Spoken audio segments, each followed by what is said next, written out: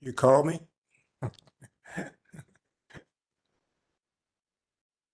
Aloha Pumehanakako, the May 28th, 2025 Neighborhood Board number 34 meeting is called to order.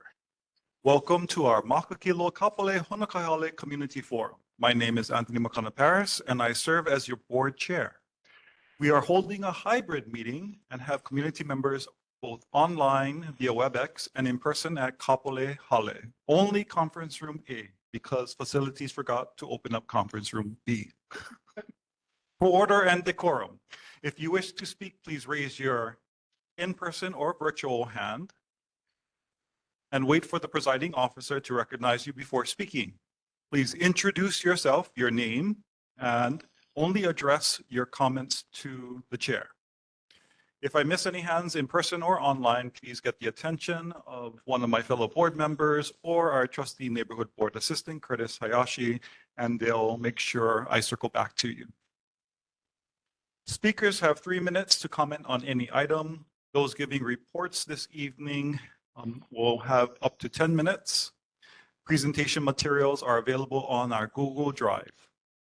Please remember to silence any electronic devices and keep yourself muted if you're not talking on the WebEx. Again, please remember to state your name for the record before sharing your comments, questions, or testimony. This is our community forum, and everyone is asked to engage with the spirit of aloha. Be free to vigorously debate any of the agenda items, and remember to treat each other with respect, especially when you're passionately advocating. Let's honor each other by keeping to the allotted times for speaking, and let's collectively finish our forum in a timely manner. Are there any procedural questions at this time? Seeing none, please call the roll. Bosler, Dudley, here. Pereira, absent. Kahele, Khan, absent. Lidstone, Singleton, Here. Ta'ala, absent. Paris. Chair, you have quorum. Mahalo, we have quorum, and let's roll. Pereira is here too. Okay. Good to see you, Uncle Mick. Right on. First this evening are our reports, starting with Honolulu Fire Department.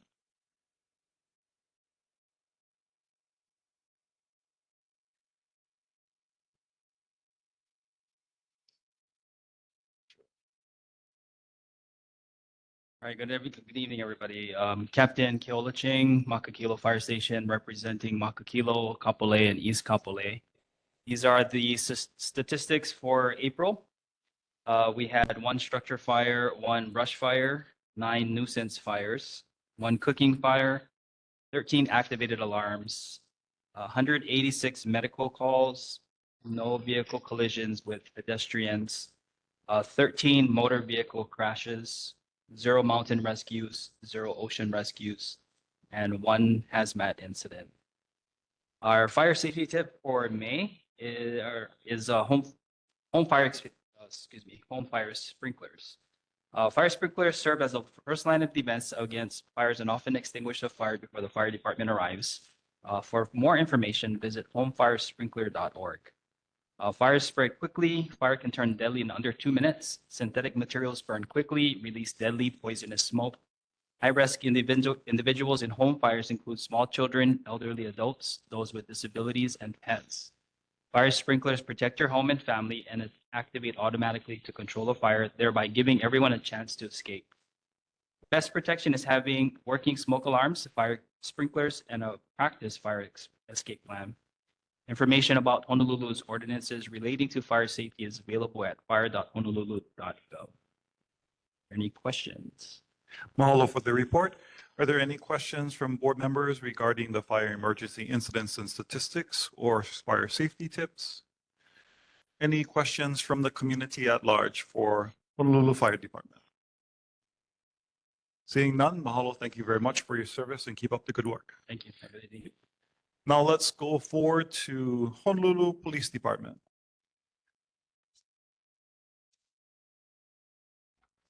Hi, good evening. Corporal Corey Makino from the District 8 Community Policing. Along with me online is Sergeant Fumi Moroka, Lieutenant Marina Correa, and Corporal Roland Pagan. The statistics for April: motor vehicle thefts, 15 in the district, 2 in Kapolei. Burglaries was 19 in the district, 12 in Kapolei. Thefts was 121 in the district, 57 in Kapolei. Unauthorized entry into motor vehicle, 32 in the district, 8 in Kapolei. Traffic violations, we had speeding, 83 citations. Moving violations, 622. Parking violations, 148. Total citations is 853. Total calls for service for the district, 8,441. And total calls in Kapolei was 2,783. And the only thing I want to bring up is that the whole new shelter would be moving from June 1st. Any questions, comments, or concerns? Aloha, mahalo for the report. Are there any questions from the board regarding the report? Chair recognizes First Vice Chair Michaela Lindstone. Mahalo for that report. Honu, do you know where it's going to be moving to? Not that I'm aware of right now, but I just know it's being moved out of our district. Mahalo. Mahalo, and the chair recognizes Second Vice Chair Dr. Keone Dudley.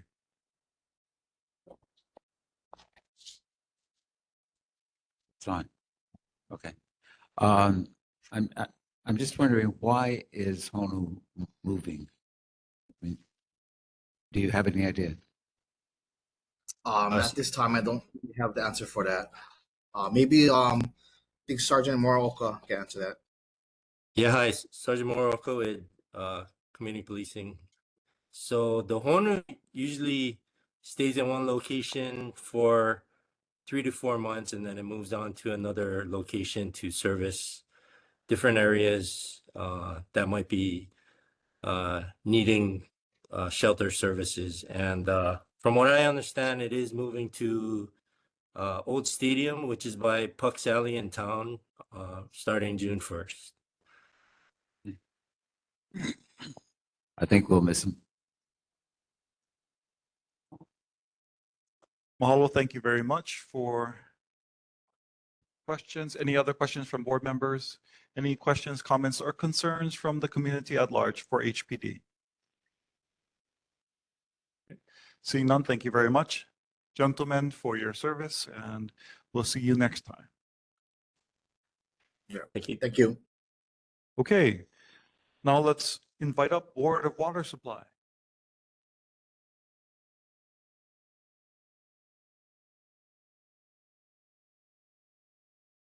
Aloha, friends. Sorry, it's been a little while. I had surgery, so I was out. But thanks for having me back. We had one water main break in the Makakilo, Kapolei, Honokai, Hale area in April, and that was on the 28th when a 24-inch ceramic-coated lance pipe water main installed in 1989 broke at 91-101 Farrington Highway. And our tips for this month are about summer water conservation. So the sun is turning up the heat and summer is right around the corner. So it's very important to make sure that we are saving water just to keep our community strong and sustainable. So we have some easy tips to save water for the summer. You can water your plants early in the morning or in the evening to reduce evaporation, take shorter showers, check for toilet leaks, don't let your faucets run, and apply for our rebates on water efficient appliances and systems.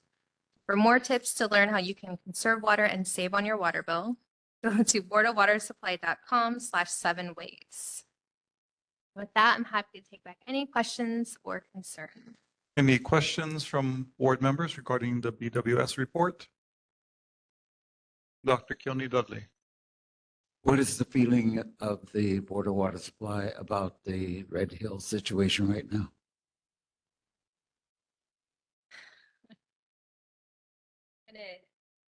get back to our PIO. The PC answer. Thank you.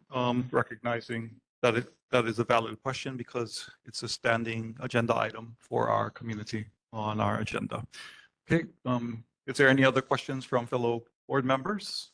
Any questions, comments, or concerns from community members at large? Okay. Chair recognizes community member Patrick Watson. All right, mahalo, Chair. Hi, Nicole. I just wanted to second that concern from the community standpoint. We haven't heard a lot about the current standing of the Red Hill situation, and that's always kind of a concern when it goes from like the top of the news to, kind of like discarded behind the sports section kind of stuff. So it would be really good to get an update regarding where we stand with the current condition of the water quality coming out of those wells that were affected and the plume that was kind of mysteriously moving around toward Kapolei, was the general consensus. So it would be great to find out where we stand right now. Thank you. Totally understandable. I promise you, the fight has not died down in Board of Water. So I will get you folks some answers. Okay. Mahalo. Chair recognizes board member Dr. Amy Bosler. Thank you. I know this has been quite a few months since we had our Zero Water Day, but that was wonderful. I just want to say that again, just to bring it up again. It was really wonderful and we really appreciated it. And just to go along with I was wondering, you had the water conservation tips. If possibly you could add some more of those for our side specifically as we do get into the drier season, and consider bringing another one of your workshops out to the west side, because we are really concerned about our water and we are quickly approaching the dry season. So that would be great. And also affordable water catchments would be lovely too. Thank you. Thank you. Mahalo. Any other questions, comments, or concerns from the board or the community? Seeing none. Oh, go right ahead, Nicole. Sorry, just FYI. I did bring some stickers and brochures for the Wahipana, which is not a Board of Water Supply event, but is hosted by the Mayor's Office of Cultural and Arts. So we just had an event last night at Hanauma Bay. There's going to be one coming out this side, I believe, in the 3rd installment series. So check it out. There's a QR code. Sorry, got to support all the teams. Mahalo for the announcement about the city's program on Wahipana and that great event that they had on Hanauma Bay and coming out to the west side soon. Okay.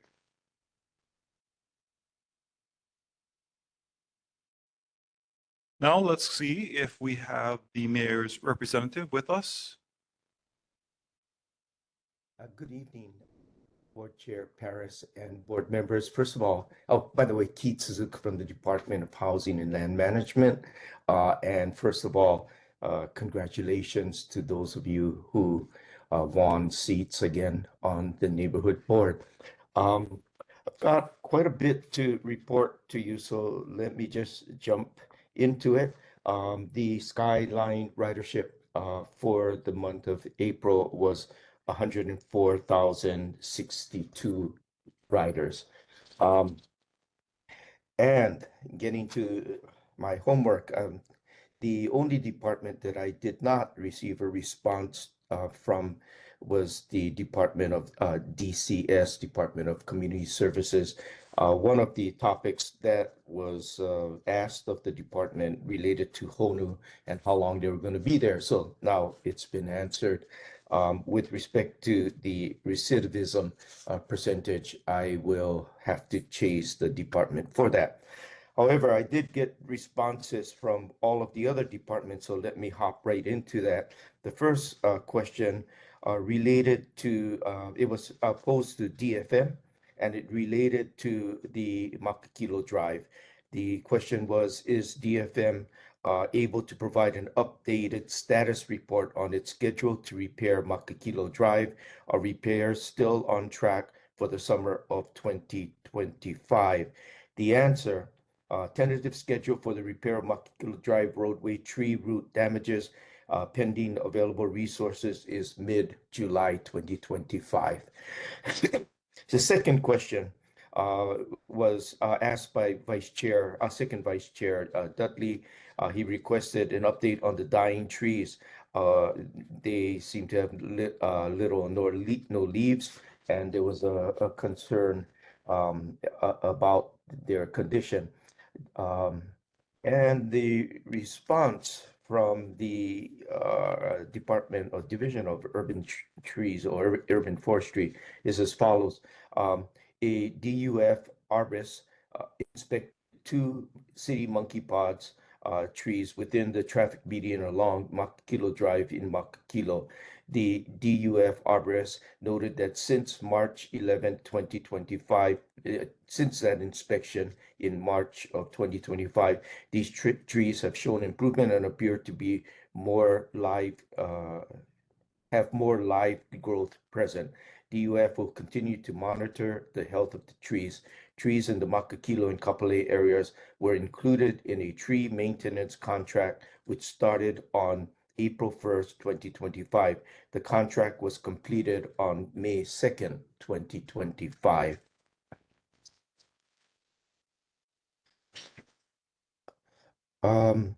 The next question that was posed went to the Department of DTS, and the question related to increased concerns about the traffic and accidents on Makakilo Drive. What can DTS do to improve traffic congestion and safety, particularly excessive speeding on Makakilo Drive, possibly adding speed humps or rumble strips? And DTS's response, which is quite lengthy, but let me read it. Please be advised that the installation of vertical type traffic calming measures, such as speed humps, would not be appropriate on Makakilo Drive between Anipe Ahi and Palahia streets due to the vertical grade of the roadway. This portion of Makakilo Drive has steep grades that exceed the maximum grade recommended for installation of vertical type measures based on recommended best practices. In addition, due to noise concerns, especially late at night from rumble strips, they are typically not used in residential areas. DTS previously completed a review of the traffic collision history along Makakilo Drive and found a trend of property damage type crashes with vehicles running off the roadway. As such, a work order was issued to install Type C raised pavement markers along the entire length of Makakilo Drive, where shoulder parking lane lines are currently installed to provide additional guidance to motorists traversing the roadway. They also found a trend of crashes involving Hale Street motorists entering Makakilo Drive. As such, transverse markings to accentuate the existing parking restriction at the northwest corner of the Makakilo Drive / Hale Street intersection will be installed to improve sight distance for Hale Street motorists entering Makakilo Drive. In addition, numerous traffic control signs along Makakilo Drive in need of maintenance will be replaced. A work order, reference paint and sign work order 31379, was issued to the Department of Facility Maintenance to include the actions listed above. Lastly, under DTS Traffic Engineering Devices at Various Locations Phase 5 project, DTS is proposing to implement a road diet on Makakilo Drive north of Palahia Street. As part of this project, speeding concerns and traffic and potential traffic calming measures in the surrounding area of the park will be looked at. Next set of questions that were posed to DTS. Number one, does the bus plan to create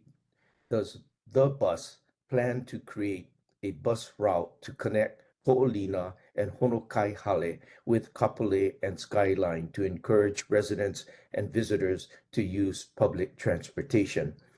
The answer: there are no plans to implement bus routes to connect Ko'olina and Skyline Ali'inui Drive.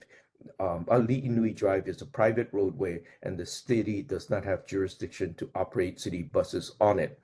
Honokai Hale is currently connected to Kapolei and Skyline by Route C, Country Express, Makaha to Honolulu, and Route 40, Makaha to Honolulu. Second question, does the bus plan to revise its luggage policy and allow bus riders to bring luggage onto the bus? Does the bus plan to acquire new buses or retrofit existing buses to accommodate passengers with luggage? The answer is Bill 45 of 2025, introduced by the City Council on May 20th, 2025, includes DTS proposed amendments to revised ordinance section 15B-2.4 relating to luggage. The proposed amendments include the following. Passengers will be allowed up to 2 small carry-on bags or items that can be reasonably carried on their laps when seated or safely stowed under or in front of their seats, or both, at no charge. The maximum dimension of any bag or items must not exceed 62 inches combined lineal length, width, and height. Passengers will be limited to items that can be boarded in a single trip onto the transit vehicle without assistance from another person. Subject to the provisions of 15B-31, 3.1 C4, all luggage, bags, or items must not block aisles, occupy additional seats, or interfere with the safety and comfort of other passengers. DTS will be working to facilitate the City Council's review and approval of the proposed amendments and the enactment of Bill 45, 2025 in time for the second opening of the Skyline stations in October 2025. The third question to DTS, what are the ridership statistics for bus routes serving the Kapolei, Makakilo, Honokai, Hale neighborhood? What is DTS doing to encourage and incentivize residents to ride the bus? The answer is DTS is always encouraging the use of public transportation. In connection with the second phase of Skyline scheduled to start on October 1st, 2025, select the bus routes will be modified to facilitate connections with Skyline. This should help with more efficient commutes. Let's see. Oh, okay. And this is with respect to ridership statistics. Average daily weekday boardings, Route C, Country Express, Makaha to Honolulu, 2,950. Route P81, Waianae Coast to Pearl Harbor, 37. Route 40, Makaha to Honolulu, 6,550. Route 41, Kapolei to Eva Beach, 3,000. Route 46, Kapolei Commons to West Oahu, 940. Route 93, Waianae Coast Express, 500. Route 94, Villages of Kapolei Express, 60. Route 95, Kapolei Homesteads Express, 50. Route 411, Makakilo Heights, 360. Route 413, Cambo Industrial Park, 100. Route 414, Palahia to Makakilo to Kapolei, 275. Route 415, Kapolei Transit Center to Kalailoa, 325. Only 2 more to go. Route 416, Kapolei Circulator, 375. And Route 461, Makakilo, Palahia, West Oahu, 135. The last question in this section to DPS. A lot of the circulator community access buses have low ridership. Does DTS have plans to purchase smaller buses similar in size to the handy van to reduce fuel consumption? And the response is that DTS does not have plans to replace 40-foot buses with smaller handy van-sized vehicles to operate bus routes with low ridership. Standard 40-foot buses are more versatile and can be used for a variety of bus routes rather than only routes specific to low ridership areas. The bus fleet also contains hybrid and electric vehicles that reduce fuel consumption on certain routes. The next set of questions for DTS again is possible solutions to reduce traffic congestion. Number one, can the zipper lane be extended to Kapolei? The response is that unfortunately the zipper lane is under the jurisdiction of the Hawaii Department of Transportation, and this request should be referred to them. Number two, how is the city's DTS working with the state's DOT to reduce rush hour traffic congestion from Kapolei to Honolulu? The response, Skyline currently operates between Kapolei and Halawa. In October 2025, Skyline will be extended to operate between Kapolei and Kalihi. As previously specified, select bus routes will be modified to connect rides between Skyline and downtown Honolulu, Kaka'ako, UH Manoa, and Waikiki. Residents on the Leeward Coast and in Central Oahu have the opportunity to utilize public transportation and reduce rush hour traffic collectively. DTS is working with HDOT to prioritize and expedite transit to make using transit more appealing and efficient. The third question, does DTS have any planned bus rapid transit projects in the Kapolei area? The response is a bus rapid transit system was proposed in the early 2000s. Local funds were appropriated. However, the federal funds required were never received.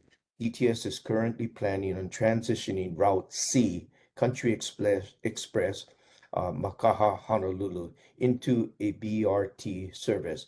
The future C line is proposed to serve between Makaha and Kapolei to provide a connection with Skylines. The last question to DTS related to the Makakilo Drive extension. Board members and residents shared concerns about DTS projecting the planning design contract for Makakilo Drive extension to start in the second half of 2026. Can anything be done to speed up the process of Makakilo Drive extension project? The response, the planning design contract will start in the second half of 2025. The previous response of starting in 2026 was in error. DTS will work with city purchasing to prioritize this procurement. The last item that was requested, feedback was requested for related to and was directed to the mayor. And the request was that board members and residents request the mayor to hold a town hall in Kapolei this year at Kapolei Hale, Kapolei High School, or other location in Kapolei. Can the mayor hold a town hall in Kapolei this year? I actually spoke to the managing director about this. And unfortunately, as you know, the response is that, well, let me read the response. We do our best to change town hall locations from year to year to ensure over time that every community has a town hall that is closer to them. We did 11 town halls in 2023 and 2024. We are doing 7 town halls this year. We were at Kapolei High School last year, and this year for the areas of Ewa, Kapolei, Nanakuli, Waianae, Makaha, we held one at Kalanianaole Beach Park, and we look forward to returning to another location in Kapolei in the future. With that, I believe that with the exception of the response from DCS on the recidivism, I have responded to the questions that I believe were asked, but I stand available to take back any other questions or concerns that you may have. Thank you. Mahalo, Directors Keith Suzuka, for the thorough report. Good job on the homework. Are there any questions from fellow board members? Chair recognizes Second Vice Chair Dr. Keone Dudley. Yes. Keith, when you started your talk and you were talking about the trees on Makakilo Drive, it was very hard to understand you. Could you tell us again what what are they saying is the cause of the problem and what is being done? It seemed like what they were saying is that, and you're talking about the poor condition of the trees, right? The fact that the leaves are all falling off and the trees are dying. Yeah. Yeah, they said that they were inspected and they appear to have more live growth present. They'll continue to monitor, and that there was a tree maintenance contract issued in April, and that the contract is ended. So it sounds like they've taken a look at it, and the condition of the trees is okay at this time. Is that not the situation, Dr.? No, it is absolutely not. I think, Keith, that you need to talk to the mayor about this because the trees, it's just absolutely amazing. They're getting to the point where they have no leaves at all. And it's not just the trees in the center, it's the trees on the side. The other day, I was driving down Roosevelt towards Eva Beach, and over on the right-hand side, just after you pass Kapolei, on the right-hand side, there are two trees just like the ones in Makakilo Drive, and they had absolutely no leaves on them whatsoever. And it's not just Makakilo Drive. You know, when you go up to Mililani Town and drive down that beautiful street, those trees are getting it too. There's some kind of bug that is getting to them. And these guys who are going out there are just damned liars. You know, they're just damned liars. They're telling untruths. They've got to get out there and start looking at these trees, or we've got to chop down the trees because, you know, the trees are causing problems as far as their roots are concerned. And to have bald trees causing problems with their roots, you know, is just going to be a joke. This is Hawaii. This is Hawaii. And the crazy people who are supposed to be doing things with the trees, who aren't doing anything with the trees, they need to be gotten rid of, and we need to save our island. Thank you. Thank you. Any other follow-up questions from board members? Chair recognizes first Vice Chair Michaela Lindstone. Mahalo, Director Suzuka. I'm wondering if we could get a report on Honu and its impact here in this community for next month. It doesn't have to be a long report. Numbers, statistics, data, costs. Okay, got it. Any other questions from fellow board members? Chair recognizes Over here. Nick Ferreira. Yeah, I've got two questions. I spoke to some community health workers, and that Honu that they have provides a place for people to stay, but they really don't have anybody there who will help any of the people go down to Social Security and get their Social Security card. They don't have anybody that will help them go get their ID, and all those services are within a block of the Honu. And I was wondering, with as much money that's getting poured into that, why isn't there people there who will take some of those people? And we've got, I swear to God, it's a bum on every corner. When I get off the freeway, it's a bum on every corner. And I call them that because these are people who don't want help. They haven't gone to the Honu. But the people that do want help, sometimes they need more than just a place to go. And they need to have professionals there who will take them to where they need to go to get what they need. And that's one thing. And then the other thing was, you had mentioned something about the Makakilo Drive completion. Did you say that they were moving up the date to 2005 instead of 2006? Yes, there was apparently their earlier response said 2026 summer, but that was a mistake. It's this summer, Okay, 2025. so so I don't have to send out ninjas to go after them. So Yeah, well, we're not quite in summer yet. call off the dogs. I was like, when I heard 2026 the last time, I about fell out of my chair. But no, it's like one of the main reasons I'm on this board is because I'm trying to chase down all the transportation issues that we have. And the one thing that's kind of surprised me is that we've got like New Anu has kind of a grade to it, and they're just covered in speed humps. And other places on the island are covered in speed humps. And they're saying that the grade on Makakilo Drive is too steep to put speed humps in. So I don't know if we assign traffic officers to monitor that more carefully. It just seems kind of strange, or maybe we could put the speed humps kind of up past the water tanks, up past the last traffic light up on top by the community center, because that's a level area. And sometimes people get on Makakilo Drive and build up their speed, and by the time they go by Palahia, I mean, they're moving. That's why there's some accidents there at that intersection, because people ignore the sign that, you know, that you can't make a right on a red, and they end up getting clobbered by a car. But something's got to be done about Makakilo Drive, because the speeds there are just, you know, I mean, it's conducive to speeding because you're going down a hill.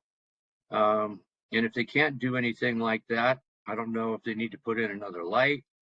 But it was disappointing to hear that, you know, we've got that long of a stretch of roadway that even up on top, we can't get any speed tables, you know, or speed humps or whatever you want to call them. So that's just my opinion. And being the transportation chair, I'm, you know, looking at making every road on our neighborhood safe. So thank you for your time. Thank you. Any other board members? Any questions, comments, or concerns for the mayor's representative from the community at large? Uncle Frank, floor is yours. Yes, Mr. Suzuka, you mentioned that there'll be restrictions on baggage on the bus. For as long as I can remember discussing the rail project, they talk about converting the bus in certain areas to feeder. Now, when you open the extension of Skyline to include the airport, I would have expected a considerable increase in ridership. However, if people going to the airport can't take a bus feeder to the rail station, they're not going to use it. And we're limited in the number of park and drive. So I wonder if you could mention that to the mayor and Director Morton. Thank you. Thank you.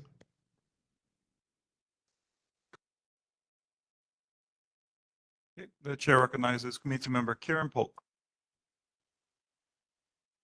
Thank you, Chair. Karen Polk, Executive Director and CEO of the Kapolei Chamber of Commerce. Thank you for sharing all that data on the bus. I mean, you know, the commute for our residents and workforce. It's brutal. We all know that. But I was wondering if you you read off all those numbers. Will that be in the drive available for all of us to review in a report? I can send an email with all of that. That would be good just to have on record, because that was a lot of numbers. And then I'd also like to second Vice Chair Lidstone's request for the HONU numbers. You know, it was great when Deputy Director came out here before to share with us how it was doing. It'd be nice to know after this run how it's going for it further. You know, and in hopes that maybe at a later time we'd have them come back and cycle back through, because I think it was overall, from what I've heard, the numbers were a success. So it'd be great to have that data too. Thank you so much. Thank you. Any other questions, comments, or concerns from the community at large for the mayor's representative? Director Suzuka, the only thought that comes from my mind regarding the traffic situation on Makakilo Drive is if BTS could perhaps provide us with what they believe are the best calming traffic measures that would be appropriate for the grade. Like, would a radar speed sign be appropriate for the grade? So it'd be super helpful if they told us what they think in their expertise would be appropriate measures. Thank you. Understood. I got one more question. Okay, go right ahead. Well, For back a while back, we used to have a radar coming down the hill, and I kind of thought that it made people slow down. It was right across the street from the fire station. And somebody at some point was paying too much attention to it and hit it and knocked it out. I was told at the time, yeah, I know, I was told at the time that it wouldn't be replaced because they didn't think it was effective.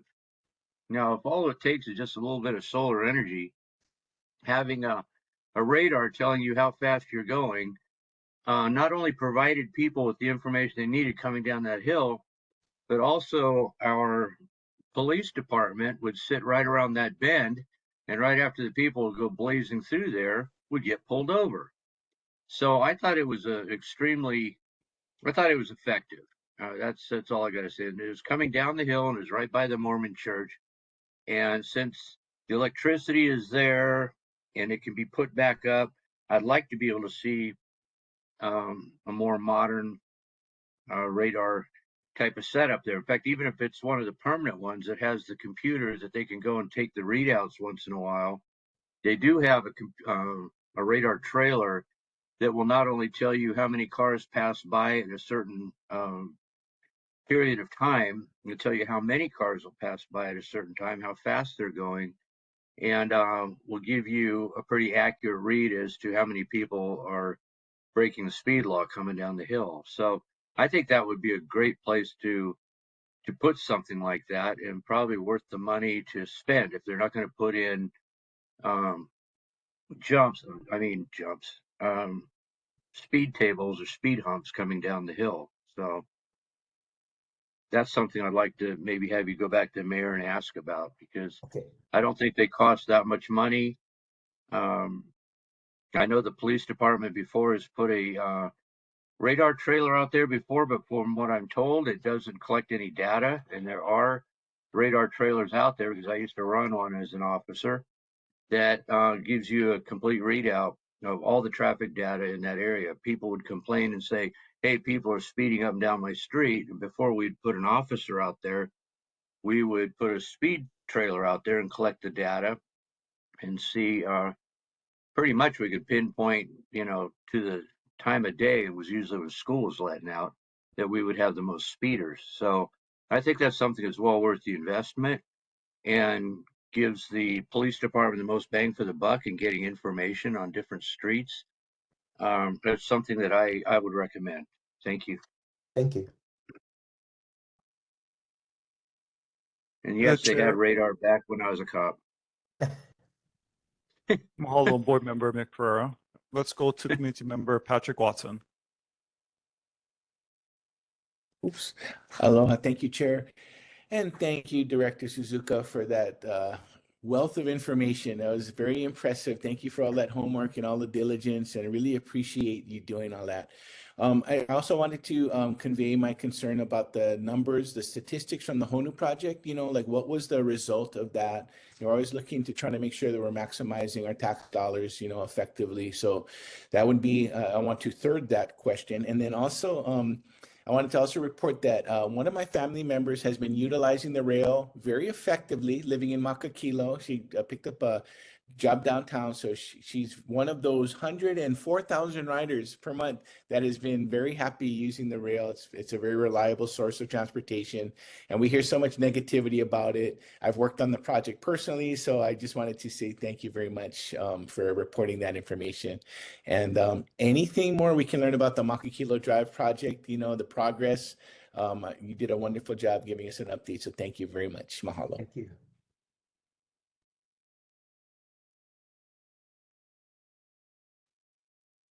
Mahalo, community members, board members. Thank you very much.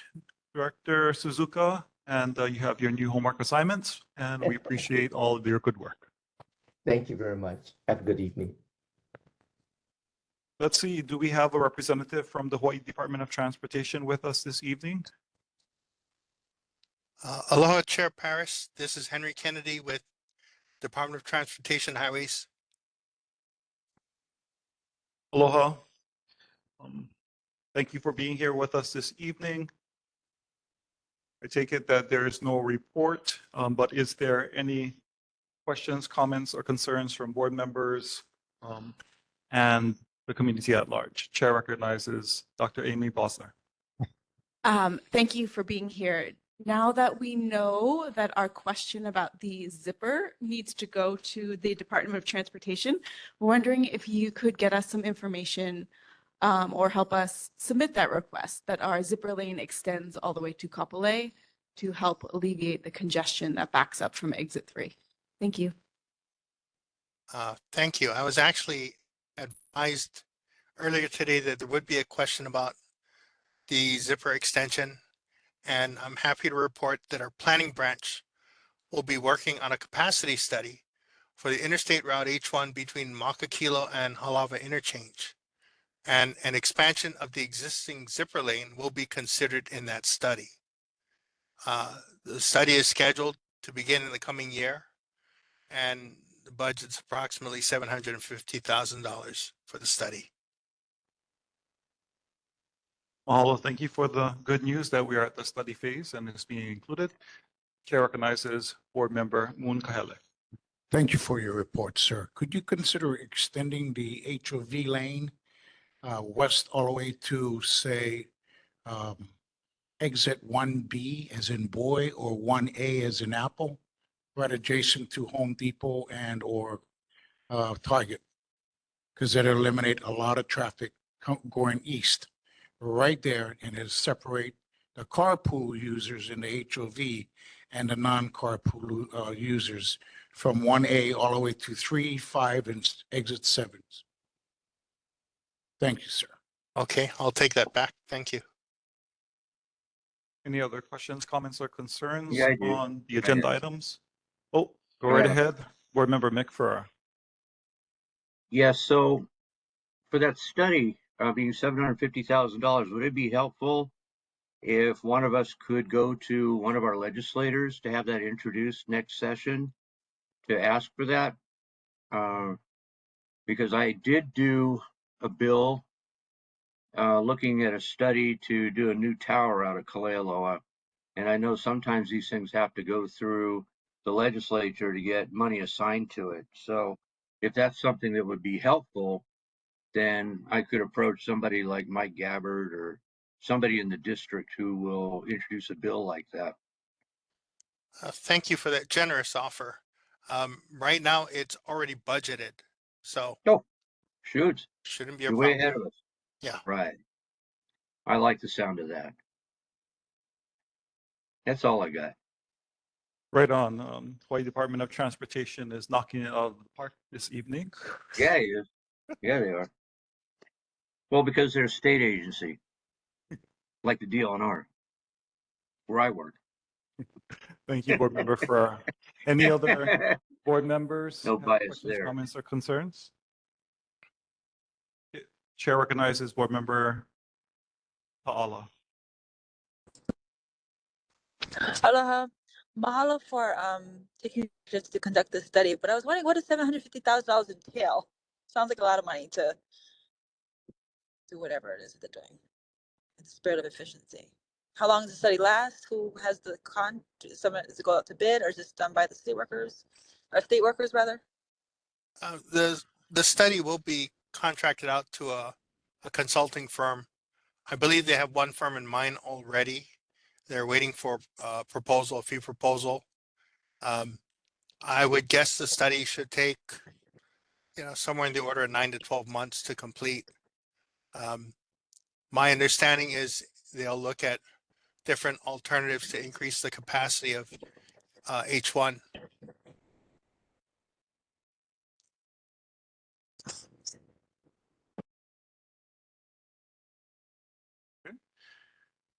Mahalo. Thank you for that follow-up. Now, community member Patrick Watson, go right ahead. Thank you, Chair. And thank you, Mr. Kennedy. I just had a quick question. What is the typical maintenance of the highway or the area between Honokai Hale and coming through Kapolei by Kualakai Parkway? Because I just noticed so much trash on the side of the freeway. I mean, it's like to a point of embarrassment. Like, where do I live anymore, you know? So I just wanted to know what the schedule for like the maintenance for cleanup of trash is in this area, because man, it's like getting kind of embarrassing, you know? So that was my main concern. I've just noticed that there's been like an influx of just stuff everywhere on both sides of the, you know, the inside lane, the outside lane. And yeah, it's just a real eyesore. It doesn't look like Hawaii. So thank you, sir. Okay, I'm sorry about that. I'll take that back, and I'll get a response for the frequency of I guess maintenance along the highway. Well, actually, what route is this? Honokai Hale to Kualakai. Yeah, Kualakai Parkway. Yep, all through Kapolei area, Makakilo. You know. So you're not talking about each one, are you? Yeah. Each one. Okay. Yeah. Okay. I'll find out. Yeah, it's eastbound. Yeah. Yeah, it's a lot on the eastbound side. Okay. I'll find out what the frequency of their road sweeper and maintenance efforts, and I'll get back to you guys. All right, mahalo. Any other comments, questions, or concerns? Chair recognizes Dr. Keone Dudley. As long as we have you here, let me ask this question. When Ho'opili was approved, part of the approval was that they would put another lane on the freeway in each way. I know that the area under the bridge where the rail crosses was increased with another lane, but that's the only place I've ever seen another lane. Is there any intent on forcing them to put the extra lane in that they agreed to do back in 2012? The capacity study is a part of that effort. So they just need to do a study to see what alternatives there are to increase the capacity, and I think they'll take that back and do an evaluation of which ones to go forward with. But the study is part of that whole Pili deal.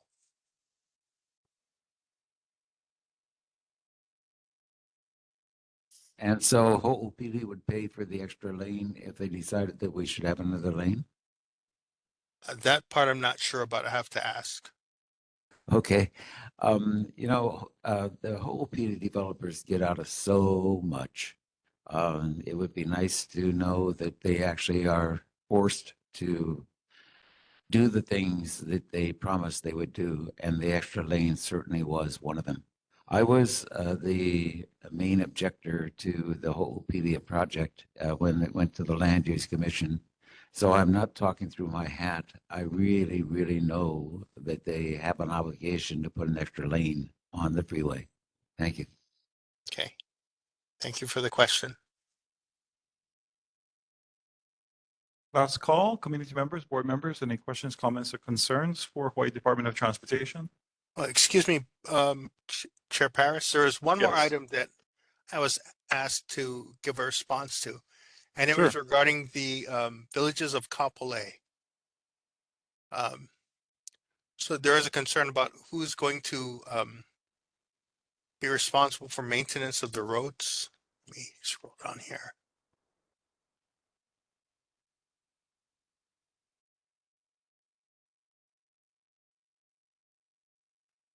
Yeah, and the response that I was provided, DOT policy, our jurisdiction is limited to state routes with a regional impact, and subdivision roadways are delegated to the city.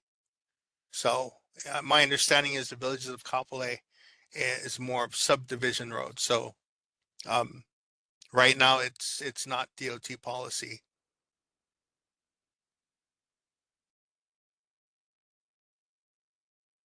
Mahalo, thank you for clarifying.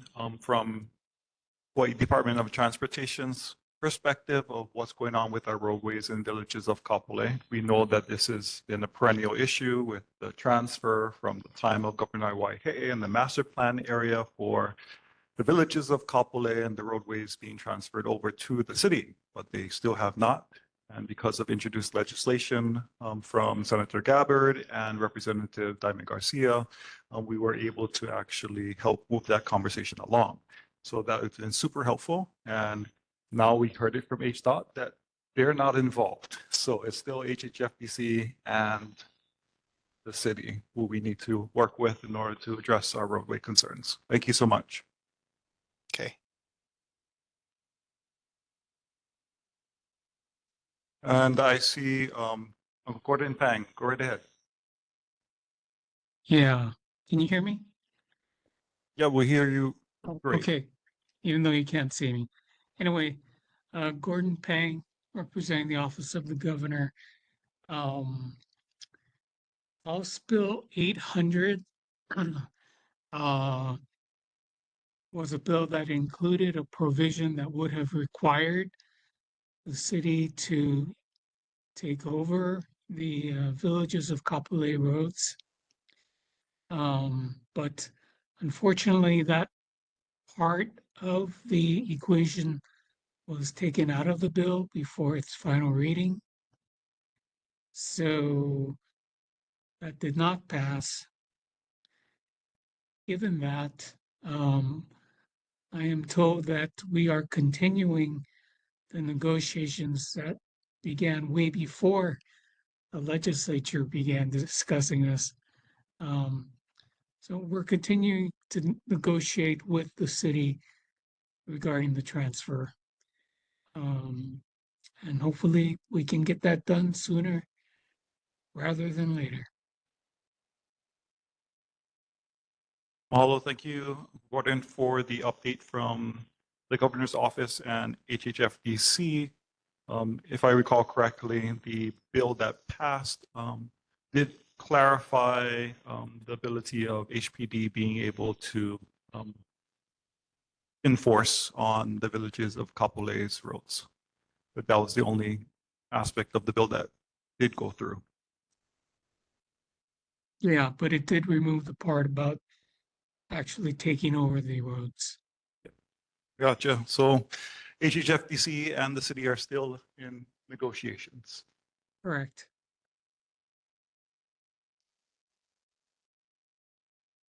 Thank you. Okay.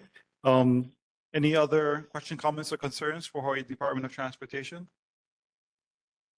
Hearing none, thank you very much for the Uncle Mick. Your last one. Go right ahead. Yep. If anybody wants to kind of take a look at the Hawaii Revised Statutes, Title 15, item is 264.1. Right now, we're in the process of, somebody made an easement request in Maui to the DLNR. And since it's now a public street, by operation of law, we no longer have jurisdiction over that piece of road. We still have the lot next to it. But I've been kind of aghast as to how the villages of Kapolei are having such a problem with city and county, when if you look it up, it plainly states that if it's a public highway, it becomes the jurisdiction of the county, city, or the state. And that seems to be where things are headed in the requests that we recently had made. So that's just something to read on your free time. I don't know if the people who are advocating for dedicating the streets to the city and county of Honolulu, but it's a pretty old law. Might want to take a look at it. That's all I got. Mahalo, Uncle Mick, for providing the citation in law for the transfer of jurisdiction. Appreciate that. Okay. Yep. Hearing no other business for this report, thank you so much for being with us, and we look forward to hearing responses next month. Okay, thank you. Now let's move on to the board's OMPO representative, Uncle Frank Ganadio. Yes, at the May Citizen Advisory Committee meeting, OMPO Executive Director Mark Garrity reported that he will be hiring an intern with a focus on West Oahu projects. He also announced that the Policy Board approved the latest overall work program. May was designated Biking Month as OMPO continues to advocate for more biking on the island. So a presentation on safe routes to school was made by Yamato Sasaki and Renee Espiau of the City and County of Honolulu. There are 225,000 students in grades K to 12. Walk zones are established for 1 mile for the lower grades and 1.5 miles for grades 6 through 12. Emphasis is placed on lowering driver speeds and pedestrian safety. Funding of $346,000 per year goes mostly to infrastructure spending by the Department of Transportation Services, with elements such as safety corridors to prevent parking, speed radars, enhanced crosswalks, and community outreach. There are more than 900 miles of sidewalks on Oahu, with more needed. Their cost is about $1 million per mile. Then Samantha Lara of OMPO presented, Let's Talk About Bike Lanes. Along with standard lanes, there are buffered, those separated from car lanes, multimodal, also used by runners and walkers, protected with barriers such as planters, shared with motor vehicles, contraflow, 2-way in 1 lane, green painted along with intersection bike boxes to improve visibility, and raised, which slightly elevated above the roadway. When passing bikes, drivers should allow 3 feet of space and be patient. According to Ms. Lara, e-bikes have made a positive difference in commuting with improved traffic flow, safety for all, including pedestrians, and improved health. I asked if there has been a bicycling increase above single-digit commuting percentages, and Ms. Espiau said that Alawai and Kalihi have reached 13%. That's my report. Mahalo. Mahalo, Uncle Frank, for the report and being the board's representative to the Oahu Metropolitan Planning Organization and the CAC. Okay, are there any questions, comments, or concerns from the board? Any questions, comments, or concerns from the community at large? Sounds good, Uncle Frank. Keep up the good work. We appreciate you. And we'll see you next time. Okay, community, now we're at the presentations portions of our meeting. And we have 2 presentations this evening, one from the Office of Foreign Affairs and the other on the project update from Hawaii Submarine Cable. So starting us off is the Office of Foreign Affairs. So please, Belina, welcome, come on up. And we look forward to hearing from you.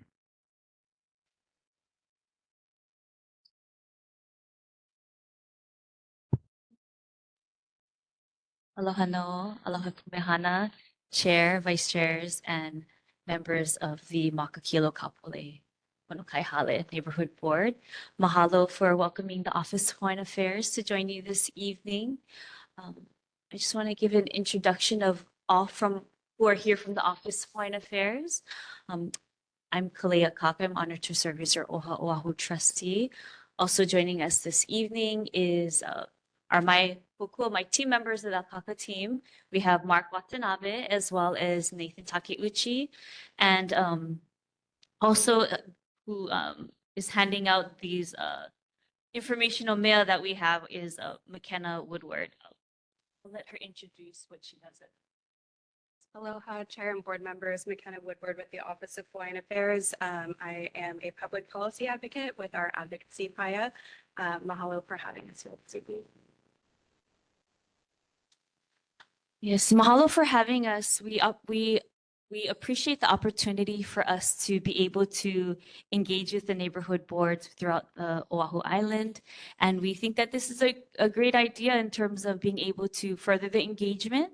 And we're looking forward to seeing what this could look like from a sustainable way, whether it be quarterly or so forth. And um, we appreciate what you folks are doing, as it's similar to what we're doing, which is engaging with the community, where we're able to stay on the pulse of the needs and concerns, what's working, what maybe could be better, and how we can best collaborate.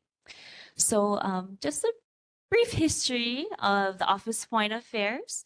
We were created in 1978 with the mission to better the conditions for our Native Hawaiian people, and that remains the same, which is in alignment with our strategic plan, Mana I Maoli Ola, with the four strategic directions and pillars of economic resiliency, education, health, and housing. I also wanted to share some information on more information on our board. We are a board of 9 trustees. We have island trustees as well as at-large trustees. We have committees. We have 3 committees, and we had our committee meetings today. These committee meetings generally are on the first and third Wednesday of the month, and then the next day we have our board meetings, our board of trustee meetings. So the committees that we have are the beneficiary advocacy and empowerment. Much of what we do is in advocacy and legislative matters and general advocacy in general. And that is some of the work that McKenna does with our public policy and testifying at the legislature, providing testimony, and with the county councils and so forth. And also with our federal work as well. Then we have our budget and finance committee, and then we have our the budget and finance and investment land management. So these committees are newer, as they were a break off of what originally was a resource management.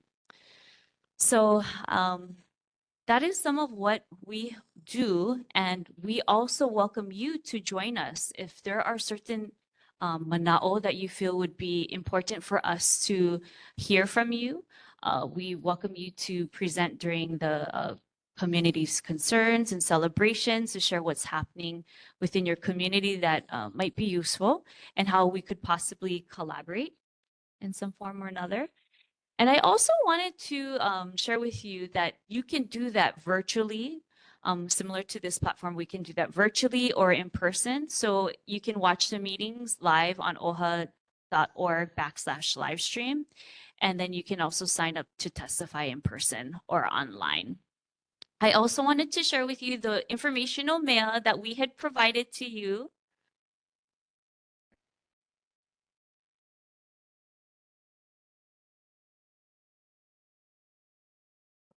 Here, this first pamphlet here is what OHA does here. And this gives the breadth into when we were created, why we exist, and so why it's so important for us to be able to collaborate with the community and have the advocacy and so forth.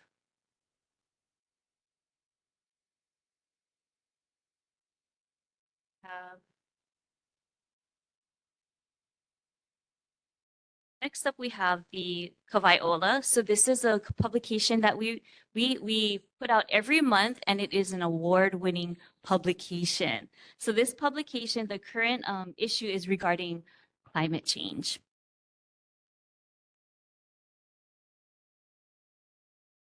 So the other bit of information that we have is the OHA quarterly updates that we're sharing with our Oahu neighborhood boards, much of what we're covering this evening. And like many organizations throughout the Pai'aina, we are actively hiring. So if you know anyone that would be good qualified candidates to work with us at the Office of Hawaiian Affairs, we have various positions to fill. And on top of that, we have a lovely signing bonus. $5,000 signing bonus. Yes, sir. That is correct. So we share this with you. So if you know anyone, you are that person, anyone in the community that would be a good fit, please let us know, or please refer them our way.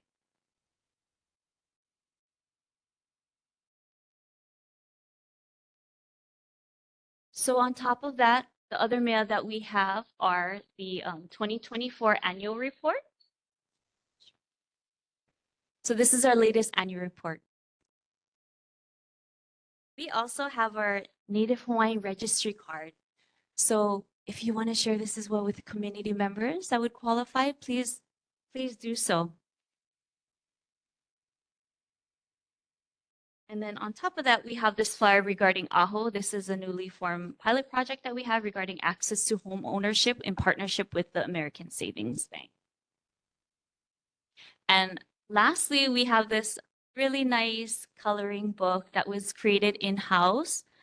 Started with our Olaka'i participation, and it's titled Owai O'oha. So this is really wonderfully written Makolelo Makuahine in our native tongue. But it allows the children to learn about the Office of Hawaiian Affairs and the Ohana. I'll also welcome McKenna to talk some about what she does within her capacity with the Public Policy Department. Mahalo, trustee and board members for having OHA here today. So yes, I am a part of the advocacy PIA. Throughout the legislative session, we were tracking a number of issues that affected our strategic outcomes of those pathways, including education, economic stability, health, and housing, all of which affect OHA's beneficiaries. So we were present at a lot of committee hearings, submitting written testimony, and in person as well.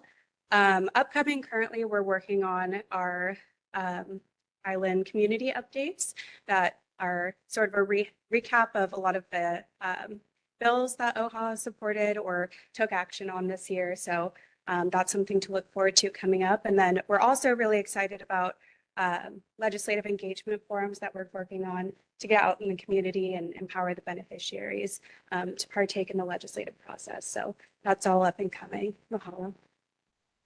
Mahalo. And I also wanted to touch on so how a lot of the work that we do, we're meeting throughout the year. Our work in advocacy is year round. And at the same time, we have a lot of our focus is during that state open legislative session time. And that has recently closed. And when that closes, we are not entering the time in the year and where we go. It's part of our bylaws to go to the various inhabited neighbor islands of Hawaii. So we have our community meetings there as well as our board meetings and site visits. So we're having our first one next week in Maui.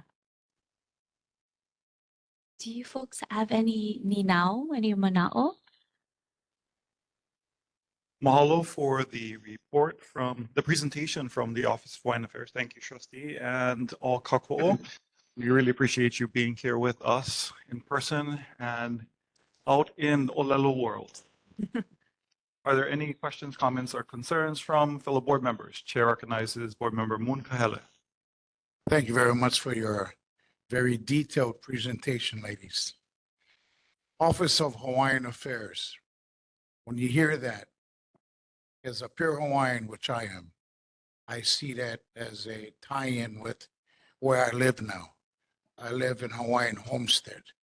So if there's any interaction amongst one agency to the other, what is it? That's one part of the question. Second, I know, a relative of mine now he's a at-large member. I support everything he does and everything he gets involved with. So his involvement with OHA is a star on his chest of awards, like his dad, Uncle Gilbert. And how you guys work with Hawaiian Homestead, I don't know.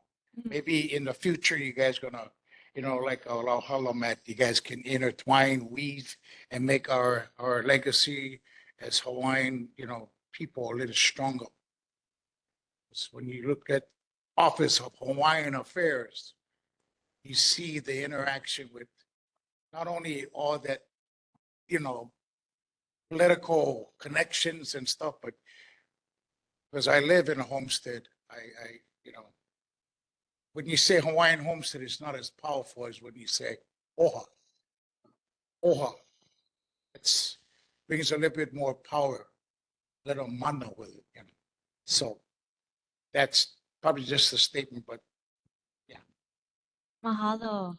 Mahalo, Anakala. So with DHHL, DHHL, we consider our sister agency. So we do work with them. We provide $3 million annually. It's part of a contract that we have for the next remaining several years, and we've done that for many years now with their debt service and so forth. And we're constantly looking at ways in which we can collaborate with the DHHL as their beneficiaries are our beneficiaries as well. So we've looked at different ways that we can tackle this, from looking at options with kupuna housing or property in Makakilo, and also in advocacy. So I just wanted to touch again on advocacy. Much of that is regarding EA. And that's a huge part of what we do as our revenues that we have coming in annually from the legislature. It's part of the kuleana, right, of the government, as we are a child of the state and of the federal government, and their kuleana is to care for our Native Hawaiian people.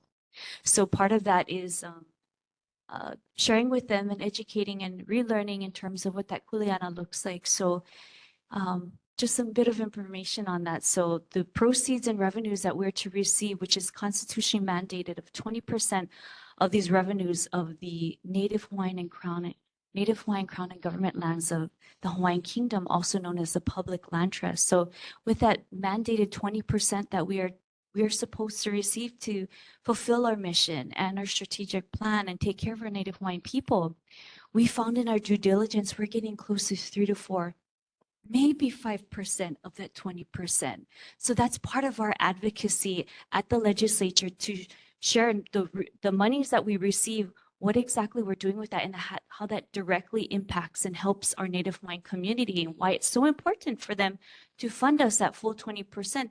But also, in what we're finding is that that is based on an honor system. So the various entities, military, UH, DLNR, DOT, and so forth, many of them are putting them into the system what they feel they should be putting. So really what that translates to is the state is not receiving the full amounts that they should be, and certainly not at a fair market value. And therefore, the legislature then they determine how much the Office of Hawaiian Affairs, aka our Hawaiian people, are to receive in funding, which is so far from. So I just want to give you another point of information here. So we have been receiving a cap through the years of $15.1 million. So 15.1 million, we worked really hard and we got it up to 21.5. But the stark difference between 15.1, 21.5, and at the very least in our due diligence with the gathering of the reports and audit, we found that we should be getting at the very least $79 million. So if you think about that, if we had at least $79 million annually to care for our Native Hawaiian people, what that difference would be, including with the homesteads. But I also wanted to share with you, as the Oahu Island trustee, what we have been doing through the years is starting Oahu Island community meetings. And I specifically, we take our trustees to do site visits, and I've been targeting with my team the heavy concentration of Native Hawaiian population, and oftentimes that's the homestead areas, so that we can make ourselves available during these hours to hear the mana'o of our community, because our meetings that we normally have, our board and committee meetings, are during the daylight hours, and not everyone is always available to come testify or listen. So we provide that opportunity to do that. But I hope that helps bring some breath in terms of why it's so important in the work that we do, why we exist. And it's so important for you all, those that are of Hawaiian ancestry and those that have the aloha for Native Hawaiian people, to testify, send in testimony when it comes to our budget bills, our inventory for the Native Hawaiian Crown and government lands, also known as the public land trust. It's so important. So when we put that kahea out, please come join us. Mahalo. The chair recognizes Dr. Amy Bosler. Thank you. Aloha. And thank you so much for that information and letting us know that how we can help support you, and especially with the advocating, because when you're talking about your budget and you're talking about $79 million, I think about the homestead lands and the schools specifically on the homestead lands and the tons of social issues that are happening and schools are experiencing. And that would alleviate so much. So I'm sorry, I'm getting emotional, but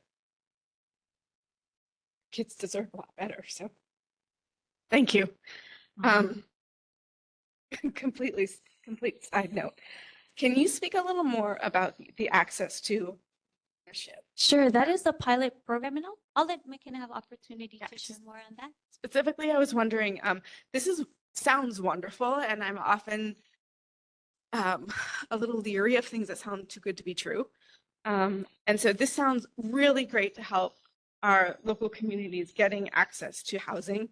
And I'm just wondering if there are any built-in supports. So you get people a home, get them in a home, and then what happens next when somebody's injured on the job and there's some instability in finances, if there's any built-in supports to help keep our Hawaiians in these homes. Thank you. A really great question, and mahalo. So this, as Trustee mentioned, is a newer pilot program.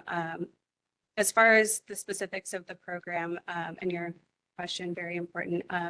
I don't have that answer off the top of my head, but that's definitely something I'll take back to find out a little bit more. Thank you so much. We actually had a presentation in one of our committees today regarding this and some of the updates in the terms of that partnership with the American Savings Bank. And that's not something that was brought up, but like McKenna had mentioned, that I think that's something worth looking at. We did have a member of ASB who's based in the Maui office location touch on more, so we as the trustees can have a better idea of what our administration has been actively working on in terms of what that looks like and how many people, how many families we can serve at a time. We have some really great information to share that today it was announced that the first recipient Ohana based in Kona, Hawaii Island are the first recipients, and they're successful in this. And we're looking at ways in which that we can approach this, but this is something that is an amazing program, and it's something that has never been done before. And I've been also mentioning that it's important for us to have the flyers and brochures provided to the DHHL office as well to see if they would be interested in providing that. But as this is a pilot program, we're trying to figure out the best ways forward, and even looking at how we can fund that maybe annually. But of course, if there's heavy interest, and there's been a lot of people that have been referred to that, how in which we can share this and have it be a sustainable program. Chair recognizes First Vice Chair Michaela Lindstone. Mahalo nui. You know, Chair, I really love this OHA, this 21st century OHA. And I'll tell you why. This community engagement, about a year and a half ago, the trustees came to our community. I don't know if you folks keep that, but they were at Kapolei High School. And it was an opportunity for the community to come, hear about OHA, and also to ask questions. I don't think I've ever seen that before in my lifetime. Community meeting. Yeah. OHA just started this events program. And, you know, for the whole Aina, you can apply for an event, but it is so transparent that anyone can attend the meeting in which they approve these events. And you can testify for these events as well. And they supported events in our community. They supported one in Nanakuli, which was a hula workshop, and they supported one here in Kapolei, and probably others that I don't know. Mahalo for presenting that day. Yeah, but I've been attending your meetings, and it's so wonderful to hear from the community, and you're really listening.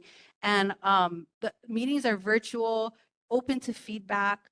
And one thing that if you watch these meetings is something that Trustee Akaka said, that there are initiatives that have never been done before. She just mentioned with this home ownership, and it's really exciting. It's a really exciting OHA. I encourage the community to watch and to be engaged, to come out to the meetings, and I mahalo OHA for coming out. Mahalo.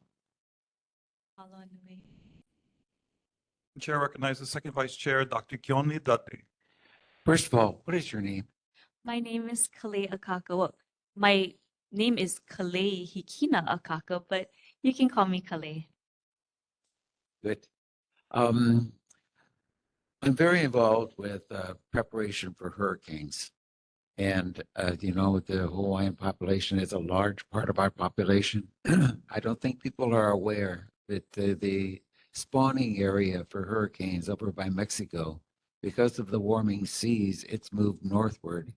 And now hurricanes crossing the Pacific that ordinarily would go 200 miles beneath us are headed directly at us. We have no shelters that can withstand a category 2, 3, 4, or 5. None. We have 187,000 wooden houses, most of which will be damaged and possibly destroyed even in a category 1. It's a major, major problem. We've just come through a legislative session where we had 12 bills. They didn't pass a one of them.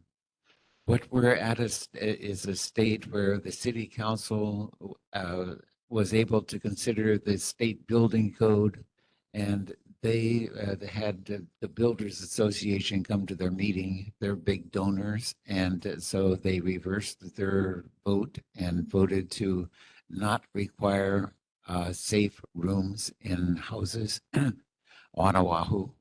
So all of the new homes in this whole area and up to Koa Ridge and so forth aren't being built with safe rooms, you know. We need help recognizing that the state is officially in the process of trying to help clean up after people are dead. And that really is what's happening. We don't, at the state, we can't get them to do anything to help us prepare to save lives. So, you know, if OHA are more aware of this and aware that their population is really the most destitute as far as being able to survive in a hurricane, you know, you could start doing something and maybe change things so that the state would begin to help us prepare. Like we need shelters that they wouldn't even fund the beginning of that, you know. We need so much. Mahalo for sharing that. I'm thinking of different ways in which we could collaborate when it comes to county, state, or federal, or nonprofits that we provide or could provide funding with that would be proper avenues to approach this. And I think that with this matter and other matters that you feel would be good for us to keep on our radar when it comes to county matters and also state matters with bills, we welcome you to testify or send us information or send testimony on certain subject matter on bills that could or would affect our Native Hawaiian population, as well as our Aina, and as well as our surrounding waters. And that's something that we can keep an eye on, or if there's specific bills that you want to bring to our attention that might not already be on our matrices, please do that. Because much of what we do is the advocacy, hearing what is going to affect our community, as well as part of our kuleana is stewarding the lands and the waters, right? So if there's anything that falls under that we're not already seeing, that's where we could use your kokua. Let us know. Thank you. Mahalo. Any questions, comments, or concerns from the community at large? Chair recognizes Community Member Patrick Watson. Aloha. Thank you, Chair. And thank you for your presentation. I really appreciate the information. I have two questions, and one was regarding your comment about Kawaiola's cover story about climate change. I was really interested to hear kind of a general idea about what the issues regarding climate change are being addressed by OHA, and also regarding the homeless community in the area. You know, that's one of our biggest concerns, really, both in like Kapolei. I go to all the beaches along the West Coast, and I'm always running into homeless communities that are, boy, it's really challenging. You know, I know that they're struggling, and you know, you have to have compassion for them, but at the same time, they leave so much opala out there on the beach that it's really hard to be compassionate when they're not responsible for at least the minimal things. You know, like there's a lady that lives by the Zippies in Kapolei, and she's very tidy. You know, she feeds the birds, but she's real sweet and very clean, and you know, so that's like a prime example of somebody who is houseless but is responsible.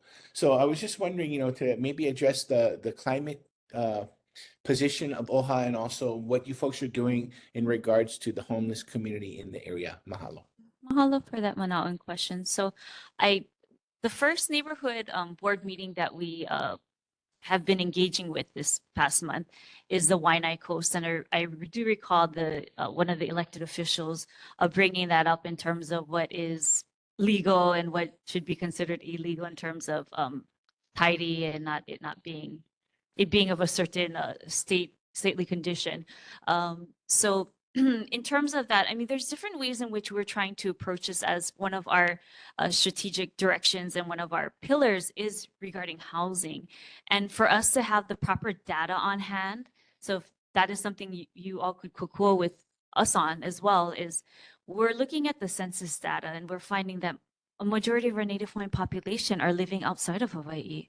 So that really does affect in terms of our ea, our determination and our identity, and having opportunity for our keiki, our ohanas, if they would like to remain in the islands, to have that opportunity. And that covers so many things: job opportunities, education opportunities, housing opportunities. Another thing that was mentioned in that neighborhood board meeting was quoting to what was mentioned in an OHA meeting in previous times, where people use the term affordable housing, but maybe it's really should be attainable housing, because what is affordable to some and many is not affordable.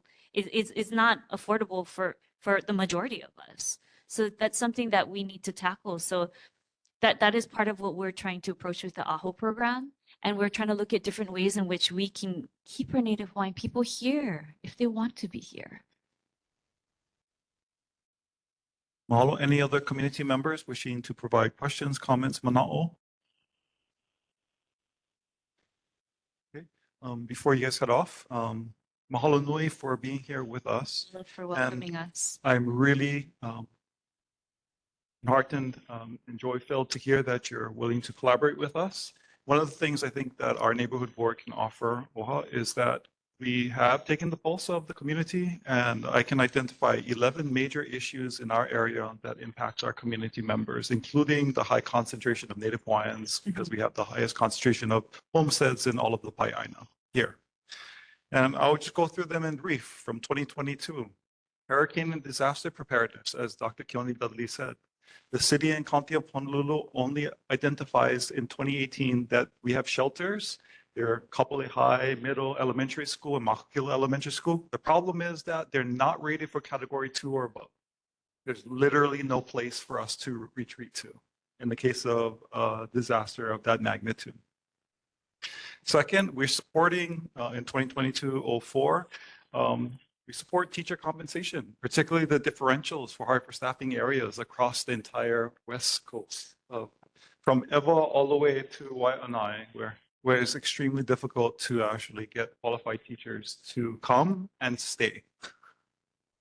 The third is what we see and acknowledge OHA is already doing, which is protecting our water. So from Red Hill all the way to PFAS, we have taken resolutions because they're affecting our aquifers here in our plain. So they're already being affected. We see the numbers coming up from BWS reports. Fourth is 2022-04, undergrounding high voltage power lines.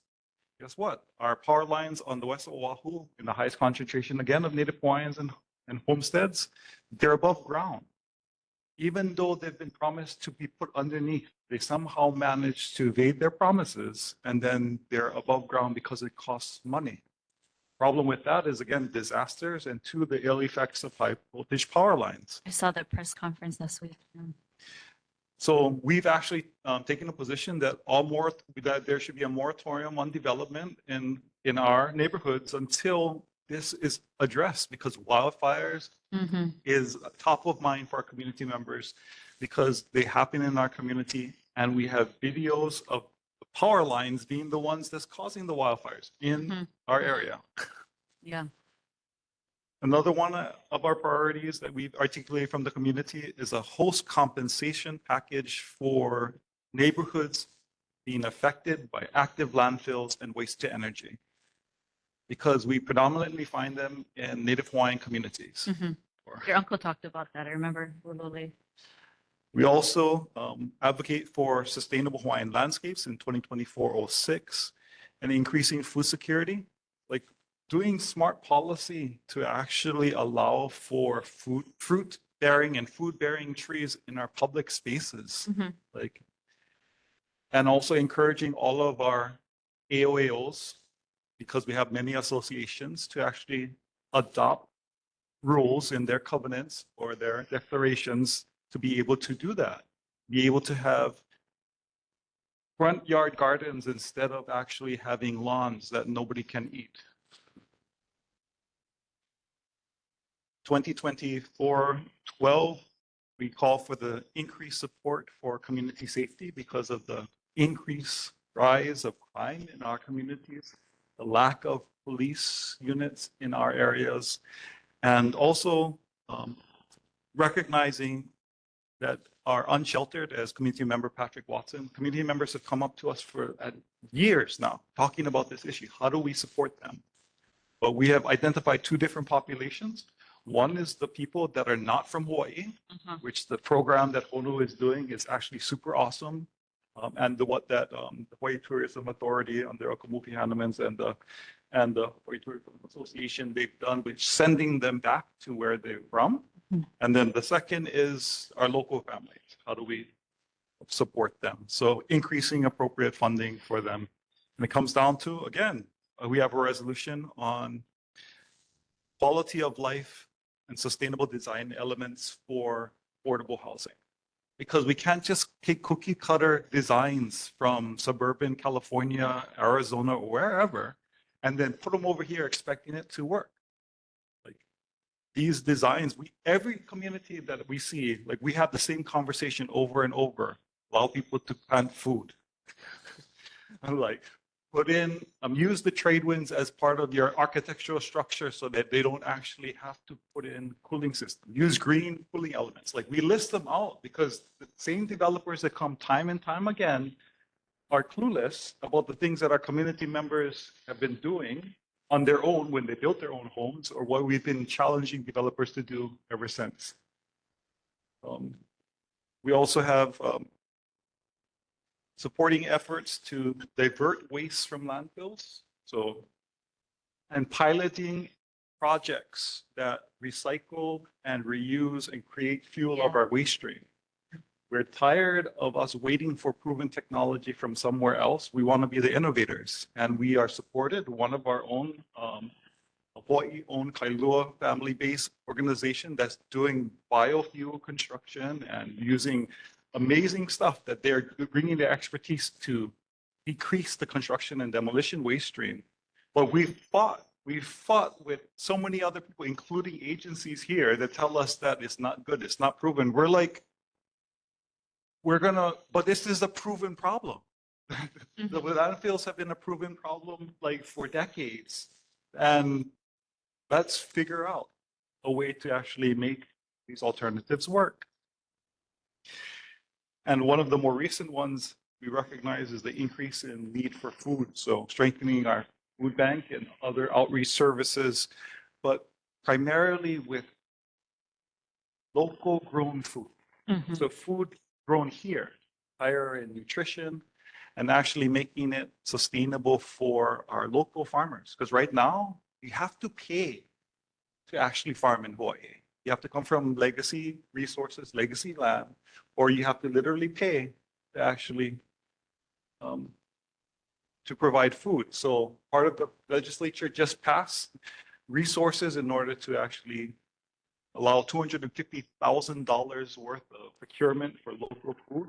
The problem is we don't have sustainable farmers to do that because we don't have the societal infrastructure for that. We should be looking at places like South Korea, who provide a living wage for their farmers for 4 years and zero interest loans for their farmers for 4 years. So something to consider is how do we support the actual people that's going to farm? And rather than just saying we need the food, we got to support our farmers. So those are the resolutions that we've identified over the last 3 years. And even today, we have 4 that we're going to take up that affect Native Hawaiians, from establishing a statewide landlord-tenant mediation program to help all of those in foreclosure issues, like many local families are getting foreclosed on. We're taking that up this evening, supporting Hawaiian immersion education expansion in Kapolei, because again, like the fact that we don't have it is mind-boggling. So we have to call out that it's needed here. Recognizing Pu'u Kapolei as a place where we can actually not just grow food, but grow our people as a sacred wahipana and make it a place that is public community garden, because it's not recognized right now. Like it's private funding. Like our government doesn't even recognize the value of that area that our community has been working into. And one which we're extremely grateful is supporting the continued stewardship of Papahanaumoku Akea Marine National Monument and opposing commercial fishing without abridging the rights of Native Hawaiians, because we totally support that in the resolution, that Native Hawaiians should be able to go and gather subsistently up there all they want, because they know how, because they've been taught that way. But other people shouldn't be fishing that. So those are resolutions that we're taking up this evening. So what I'm seeing is that neighborhood boards can help you to identify very localized issues. And because we're the second city, like we have regional issues that we're dealing with that we could definitely collaborate and use your support in order to help us do what we can to make things just a little bit better. We cannot solve everything, but we can do our best to move us forward one step. Mahalo for sharing all this information. The feedback that we're receiving from the neighborhood boards and the communities, I've been sharing it along the way with our board and those who are tuning in. And I'm looking forward to having it where we're able to, those that are participating from the administrative side, along with myself, and if there's any other trustees that are participating in this, to provide the feedback and what we are receiving and how we are implementing this for solutions and how we could look at other ways in which we can collaborate or start that. Mahalo nui. There are certain things I did want to touch on, much of which we are in some form or matter active on. So regarding vibe protection, that is a huge part of our advocacy through the many years and so remains. When it comes to the in terms of the waste management, I think that's something that should always be top of mind. And I have experienced and seen what other cities have done very effectively and how it makes more sense. In my own personal capacity, I have been in a landfill on Hawaii Island, and I see those that have made their concerns in terms of all the mauna all around, which is of a concern. But at the same time, what about the mauna that we're building with Opala? And I do recall your Uncle George talking to me about Lualua and how it specifically is affecting our Native Hawaiian communities. Why is it that our communities are always first on the list to receive the Opala? And I also want to touch on in terms of what the advocacy looks like, because part of our creation and what we're mandated to do and other government agencies are mandated to consult with the Office of Hawaiian Affairs whenever it comes to Crown and government lands of our Hawaiian Kingdom, also known as the Public Land Trust. They are required to consult with us. So for instance, when it came to the landfill, what was considered to be a temporary landfill, Olovalu on Maui, I made a point to share that with the Maui County. Are you aware that it is pertinent for you? It's mandated to consult with the Office of Hawaiian Affairs. So whenever it comes to matters on our Crown and government lands, we at the Office of Hawaiian Affairs are the governing body to be a voice for not just our people, but our ohana in form of lands and waters.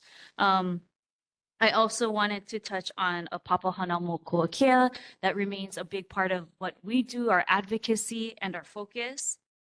And regarding the planting of gardens that provide mea'ai, I wanted to share when we were going throughout the community in some recent years, we're talking with various groups throughout the Pai'aina regarding marine and waters. So DHHL had participated and they were present, and after certain discussions were being done, I had said, you know what, wouldn't it be something if it was, I don't want to say required, encouraged, but with every home that is built within the homestead, the HHL, have to be a native Hawaiian tree planted along there. And even better if it provides me'ai, some kind of sustenance or something that provides for the ohana and the community. Wouldn't that be good? And to provide much needed shade, as we know, it is getting more and more vela through time.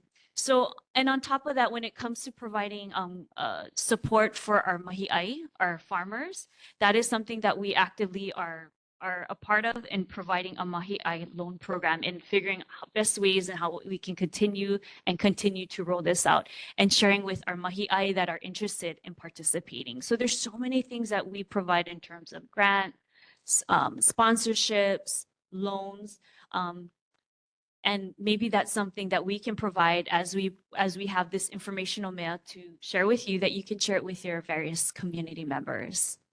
But that's just touching on some of the many things that we are in some form or another active in. Mahalo nui loa. The last thing that would be super helpful, I think, for you to take back is that it would be super helpful if you come back to the neighborhood boards to provide us an update on all of the programs that OHA does in our neighborhoods that you funded in part or in full, so that the community realizes how you're touching all of this. Like, because some of us know because we're in the hana, we're in the work, but most of our community members, they're like, there's another event. And they're not realizing that it was through the funds that actually belong to Native Hawaiians through their trustee, the Office of Hawaiian Affairs, that's funding this. And it's not just impacting Native Hawaiians, it's impacting the community at large. They don't realize that because it's not clear that you're funding it. Right. So that's part of what I had mentioned today, and I have mentioned along the way. We had various groups come and present in terms of how we can partner and how we have provided funding. One of them being NHLC today. And part of what I was asking, because when we, whether it's American Savings Bank or NHLC that provides legal service, I'm looking on their website and I'm looking for the OHA logo or the OHA name. If I'm not seeing it or it's not easy to find, I'm saying, hey, I'm trying to locate that. Can you help me identify that? And then my response is, there's so much for us to do and we want to be able to provide how we can and collaborate. But it's so important that OHA doesn't get lost along the way. So part of that in terms of our social media, in terms of our website, is having that data. So when we're going to the legislature and we're in these info briefings and they're asking us in the Ways and Means and Finance, hey, you're doing all these good things, but what do you have to show for it? We have that dashboard, we have that data, and we have various entities that are being provided that financial cocoa and in other ways as well, whatever sources we can provide to them, that they're sharing on that so people know what OHA is doing, because that is part of our engagement, to know why OHA exists, why it's so important for us to continue to exist, and how we're positively affecting our community. Mahalo nui loa. We really appreciate the good work that you guys are doing at OHA on behalf of Native Hawaiians and all of Hawaii. And we look forward to continuing the collaboration with our neighborhood board. Mahalo. Thank you. I love that double shakas. Thank you. Mahalo anakala. Aloha no. Okay. Now we have our second presentation for the evening from the Hawaii Project. The team, the Hawaii Submarine Kibo USA LLC, and we have them online. So when you're ready, we're good to go. Aloha and mahalo, Chair Paris, Vice Chairs, members of the board, and members of the community. It's nice to reconnect. We first met in October, where we had an interesting presentation. And what I'd like to do is just share some material now, just to recap progress on our project since our meeting back in October, if that's okay.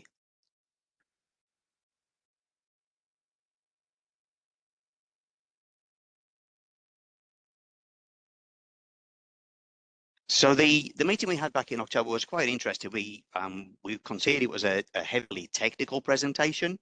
The feedback that we received from the board at the time was primarily around ensuring that we had a strong community engagement, that we looked to minimize the impact of the work on the environment and areas of cultural significance, as well as to highlight the benefits of the investments to the local communities. So since that time, we've actually undertaken an extensive and an ongoing program of work to make sure that we cover those points, and also on other points as well. So in terms of the ongoing community outreach, we've had meetings with important community members, including Kapuna and other key local representatives. We've been in consultation with some key environmental advocates, including Alika and the team at Kuleana Coral Restoration. We got some good feedback from them in terms of the environmental assessment that we submitted through DLNR. We've had public engagement through 2 open door sessions, one in Kapolei, another one up the coast in Waianae. We've had mail outs to the neighbours, and we've had some positive ongoing meetings with the residents in the dwellings that are adjacent to the project site, just off the Farrington Highway there. We've distributed flyers in the community, and we've created a dedicated email inbox for feedbacks and questions. You can see there's a dedicated inbox there that we've been using. We've also hosted visits to the existing Kapolei Cable landing station and the adjacent project site to address any comments and concerns that there may have been there. In terms of the environmental and cultural studies, we've performed extensive cultural and archaeological environmental assessments, both inshore and outshore of the Farrington Highway, and we've adjusted our project plans accordingly. I think if you look in the agenda, the project scope was outlined as up to 6 drilling up to 6 bores from our site. We've actually reduced the number of bores down to 3, and the reason being that is predominantly based on the results of the survey that we've done, which you can see to the bottom of the image that I'm showing there. We performed an extensive survey, and we showed that there was a lot of coral to the south of the project area, and by reducing the number of HCD bores that we're actually going to drill, we actually completely missed the coral, and we punch out in soft sandy bottoms, which is that was based on the feedback that we got from the team. What we've also decided, we've done some terrestrial topography surveys, and if we come across any cultural significant artifacts, we will be referring to local cultural practitioners just for advice.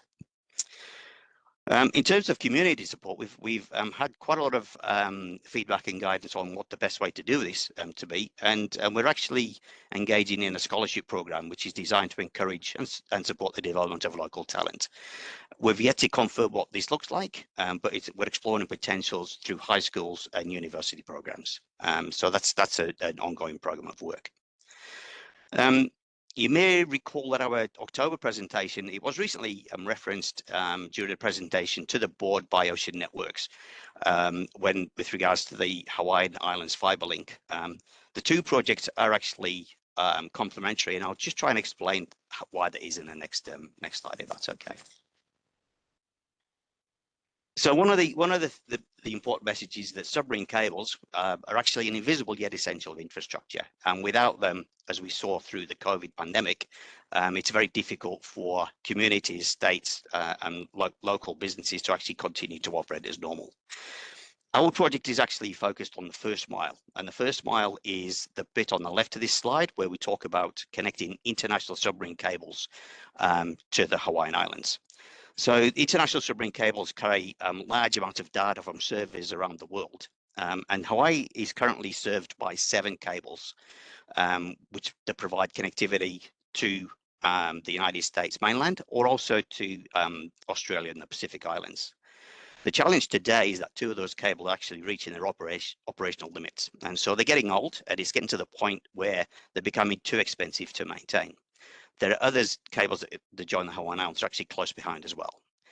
So to ensure that Hawaii continue to enjoy access to the internet and actually to be able to promote themselves on the global marketplace, new cables are required. So our project, which is self-funded, is designed to address this, and it's designed to entice the landing of critical new submarine cables into the Hawaiian Islands. Now, as a data point, there have been a number of new cables announced recently in the marketplace. And of those, I think there's been 4 or 5 that have been announced. Of those, only 1 to date has been announced as landing in Hawaii. There's various reasons for the others not landing in the state, but the majority of that relates to about the complexity with the permitting process. So what we've decided to do is take that on board, work with the state, with the federal government, and with the city and county, work through the permitting processes, and create the infrastructure required to make that a simpler project. What happens when the international cables actually land in our cable landing facilities? They connect into the middle mile, and this was the subject of the conversation through Ocean Networks a couple of meetings ago. You'll note that with the international cables that connect into the local network and then distributed across the Hawaiian Islands using the local networks. Again, there are a number of domestic cables that are operational today. Those are aging and some are earmarked for replacement. So it's important that we continue to invest in the infrastructure to keep the Hawaiian Islands connected.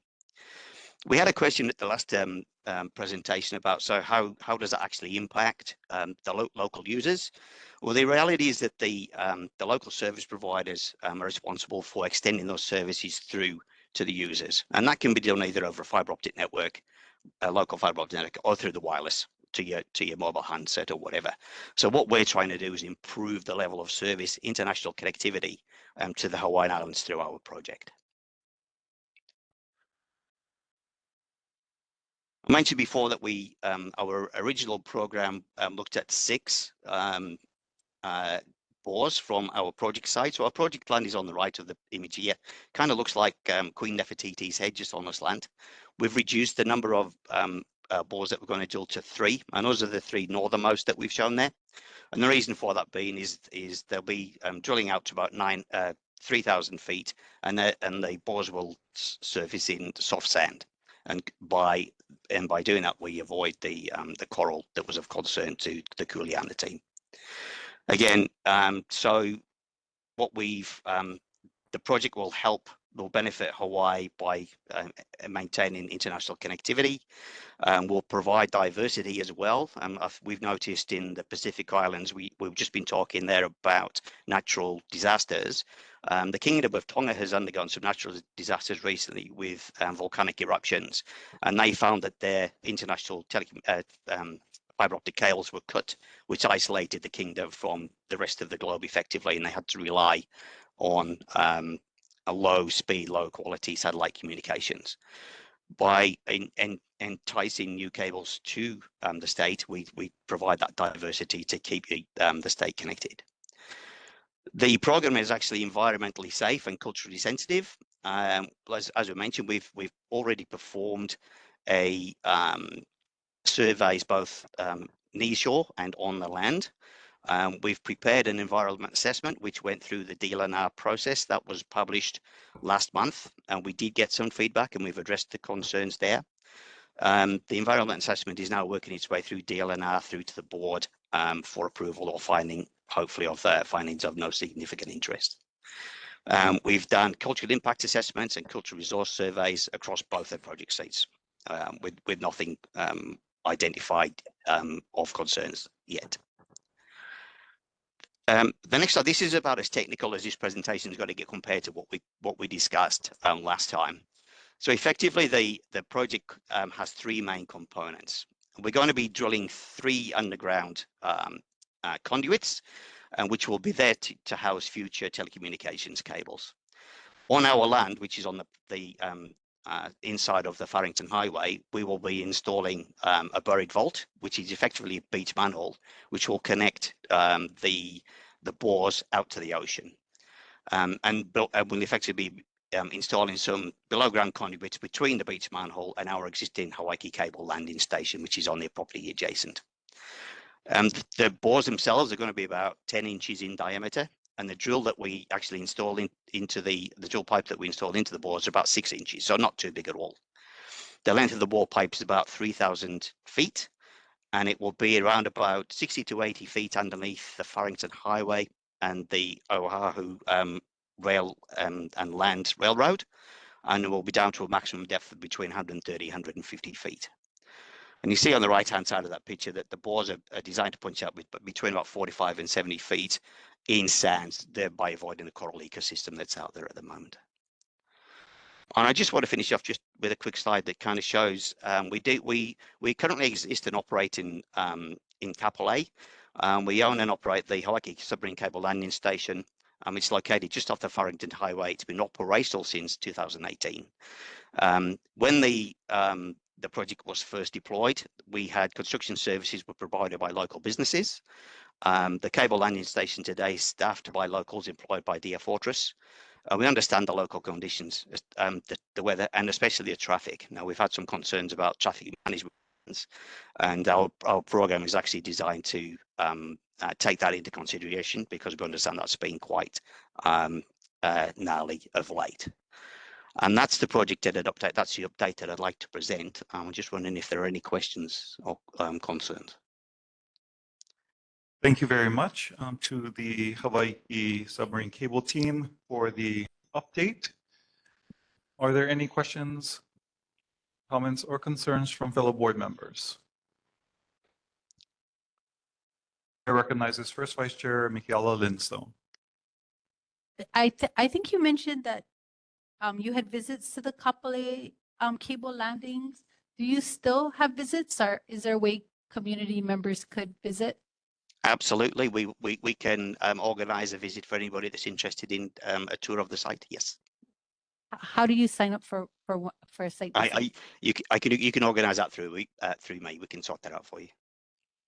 Mahalo. Wow. And Chair recognizes Board Member Dr. Amy Bosler. Thank you. Pardon me if I get this incorrectly, but we've had two presentations recently about the cables. And so the last presenter had said that the cables were going to be underground after they come from the substation. They're going to be immediately put underground. And I was wondering if your team has made any headway in getting your cables underground as well, or if you're still going to be connecting overhead. Thank you. No, it's a good question, Mahalo, for that. Two separate projects. So the presentation that you're referring to was by Ocean Networks, and that talked about the Hawaiian Islands fiber links, which are domestic cables. And I understand that referred to the cables coming underground and then immediately going up onto the telegraph poles and then being distributed to the cable landing station that way.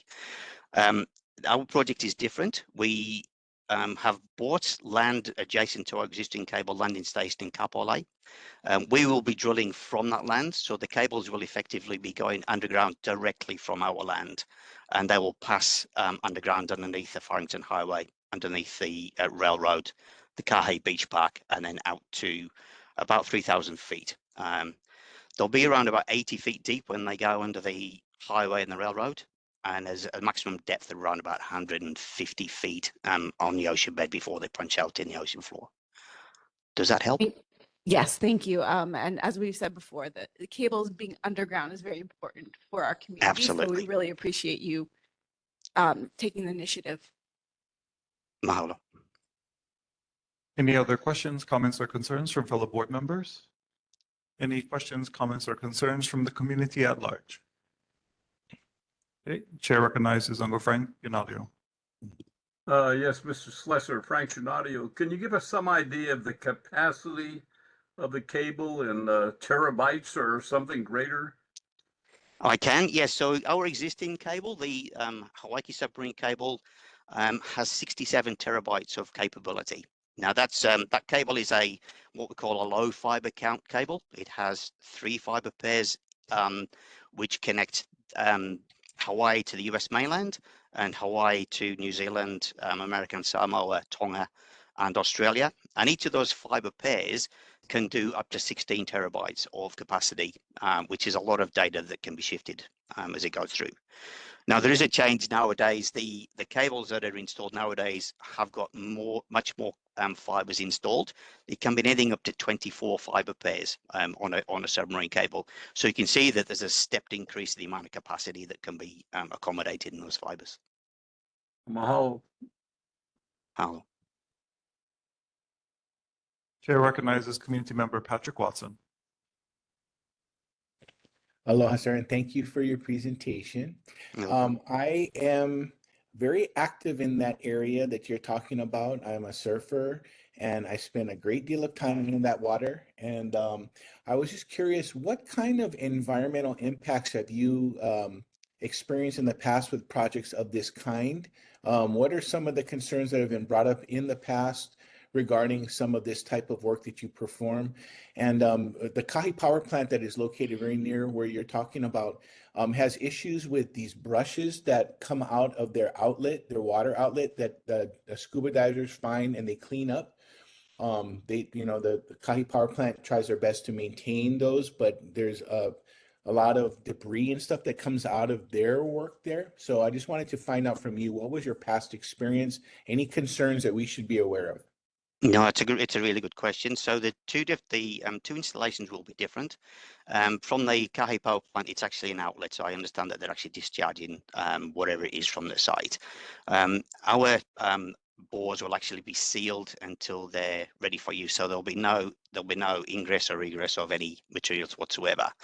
When the bores are installed, and we actually use a natural product called bentonite, and that's used as we drill the holes through the ground up until about 30 or 40 meters away from where the bores actually push out into the open ocean. Once we get to that distance, we actually replace the bentonite with fresh water, so that when we actually daylight into the ocean floor, it's fresh water that comes out and nothing else. So in terms of pollution, we will be diluting the sea, if you like, with fresh water and nothing else. We have done an extensive study of the biological animals and whatever around the area, and there are some things that we need to be aware of, and we will be using best practices to make sure that they're monitored. I think there's a spinner dolphin that we need to be conscious of, and I also believe there's something on land like the sunbats and things there that we need to be conscious of while we're working. We will have teams on board the boats that are used to recover the drilling bits from the bottom of the ocean that will be monitoring progress and actually recording any interactions with marine mammals that we come across at the time. Does that help? And that's sort of what I was driving at, because there's a ton of spinner dolphin activity out there. There's whale migration. I mean, they come very close to shore. There's tons of seals. There's all kinds of wildlife out there, So I just wanted to make sure that you folks were very well aware of those and the impacts that you may cause with your project, because where your map showed where the work was going to be taking place, it looked kind of right in that zone that I see a lot of that activity, Yeah. So part of one of the approvals that we went for was the federal NWP 57 approval, and one of the conditions of being allocated to that was to ensure that we have watchers on the boats when we're actually doing that sort of work. So we'll be fully aware of what's going on there. All right, mahalo. Any other questions or comments or concerns from community members? Me. Okay, let's go to Board Member McFerra, and then we'll go to Community Member Luko after. Yeah, I was wondering what the life cycle of this cable would be, and how does it compare to like some of the wireless or satellite type of data transmission that's out there? That's a really good question. So submarine cables typically have a lifetime of about 25 years. So when we install a submarine cable on the ocean floor, it can last around 25 years, and beyond that, it starts to become not cost effective to maintain. There are active components deep on the ocean bed, the amplifiers that do start to run a bit hot and can break down. But what we're finding nowadays is that cable lifespan can actually be extended out maybe by 5 years to 30 years. So we would expect anywhere between 25 and 30 years. And over that time, the capacity of the cable that was installed will increase as technology improves.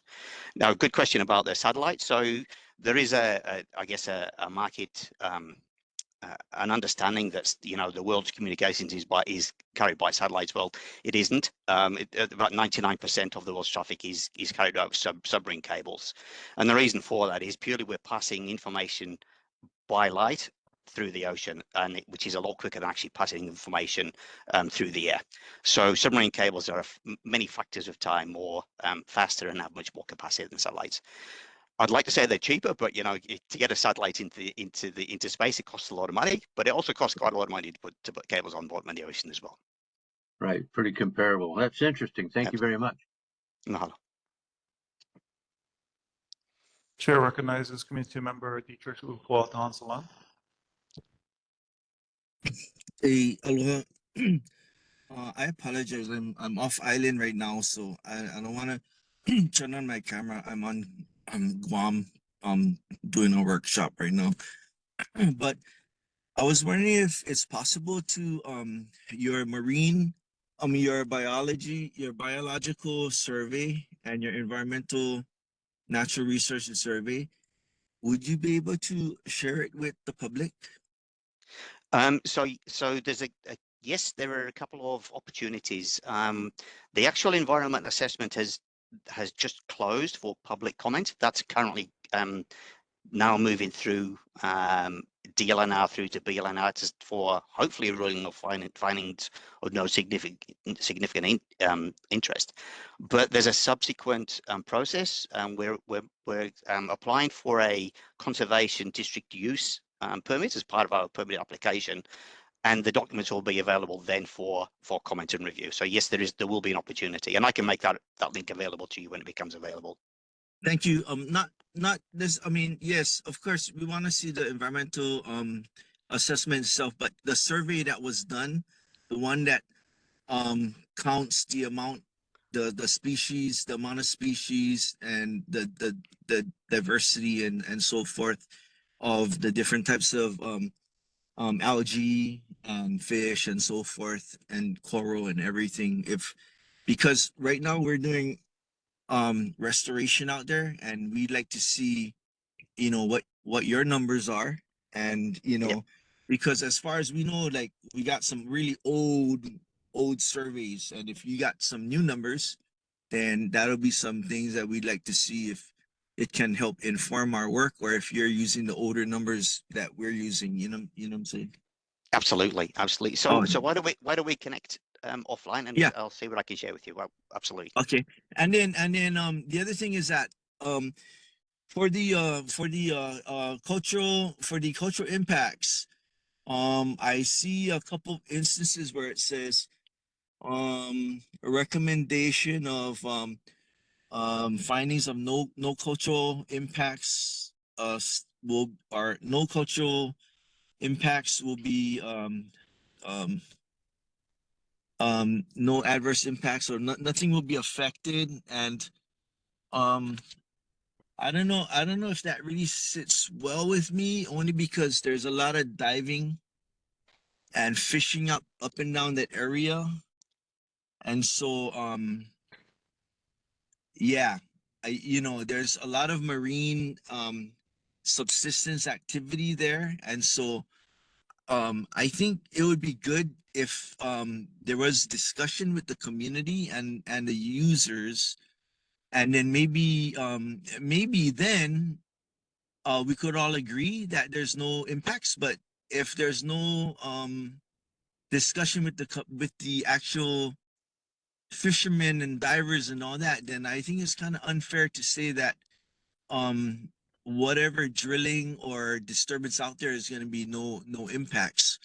Like, we don't know how how much of the drilling or digging, and what kind of sedimentation, what that kind of thing. We don't know how it's we got Halalu fishermen right over there too. And then it's also the migration route of the mullet. Like, I mean, how without taking any of that into effect, how can you say no impacts?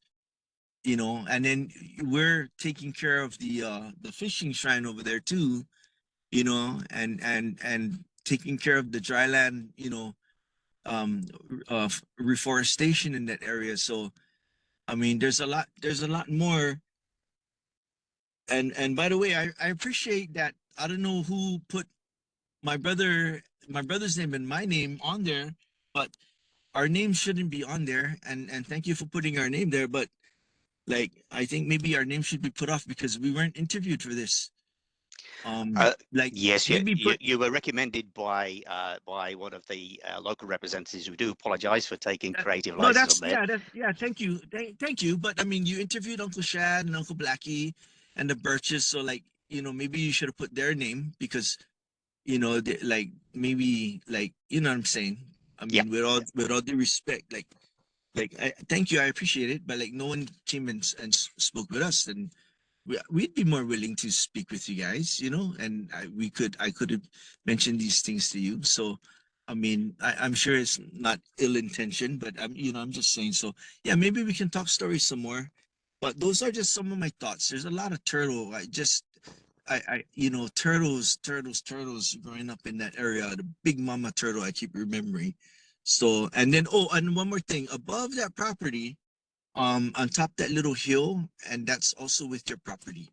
There might be something up there, and if you don't mind, I would love to go check it out with you. Right up on top of that little plateau above you. But Yeah. anyways, yeah, let's go talk stories sometime. Absolutely. Look, so I think I mentioned in my side that our engagement is ongoing. We are not just going to finish the story now. The project will take a while to implement, and the more involvement and support we can get from the likes of yourself and the community, and a better understanding of what it is we are doing and what the impact, and how we are attempting to minimize the impact, would be really, really supportive. So mahalo for your feedback. Okay, And yeah, again, I do yes. apologize for taking a license, but it was a recommendation from one of the locals that Yeah. we talked to lately. All good, brother Dave. I hear your intention, but hey, the public comment period is ending, and then what? You know what I mean? Like, hey, it's all fine and dandy that you meant to talk to us, but public comment is ending, and then what? It's closed, and then we go in an appendix, like, and that's after the fact. So I mean, but anyways, yeah. So let's see how we can make it better, and make something good out of it. Yeah. Yeah. Okay, Mahalo for your that's all. feedback. Thank you. Chair recognizes board member Dr. Amy Bosler, and then we'll go to Farrar after. Thank you. And thank you, Lakoa, for bringing up our concerns for our marine life. That's a really excellent point. That whole area is just teeming with ocean life, whether it's our ocean plants or our spinner dolphins, our white tip reef sharks, our turtles. We have tons of seals in that area as well as our millet. So it's definitely a concern. And I was wondering, you had spoken about the minimal pollution of the water, but I was wondering if next time you could bring some more information about the level of noise pollution when you're drilling, because we know that can have a very detrimental effect to our marine life. And especially, I'm a dive instructor. I'm out there often. I also surf in that area. When I'm underwater, it impacts humans as well. So just wondering if you could give us information about the decimals of disturbance or noise pollution, and then also, if possible, the community could be given advance notice when the drilling will take place, so that we can be out of the waters to protect our ears. Thank you. Absolutely. Mahalo, and thank you for your feedback. So one of the conversations we had with the Kuleana Coral was exactly about that. They were curious to see what the noise levels would be through the drilling process, and the vibrations that would be caused under the descent. So please leave that with me. I'll talk with the team there and see if we can provide some information on that. Okay. Any board member Mick Farrar?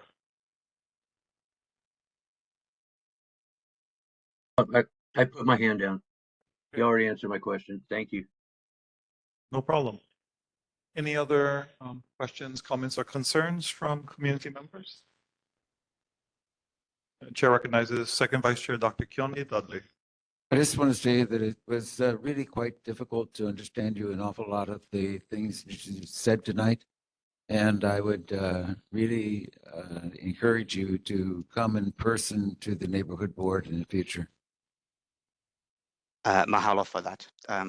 Thank you so much. I will be in Ireland the middle of next month. Perhaps we can have a conversation there, maybe a get together. Okay. Sure, you can put in the request, and either you can show up to the board meeting because we meet on the 4th Wednesdays of the month at 7 p.m. Or if of interest, we can look at a special meeting time. Mahalo.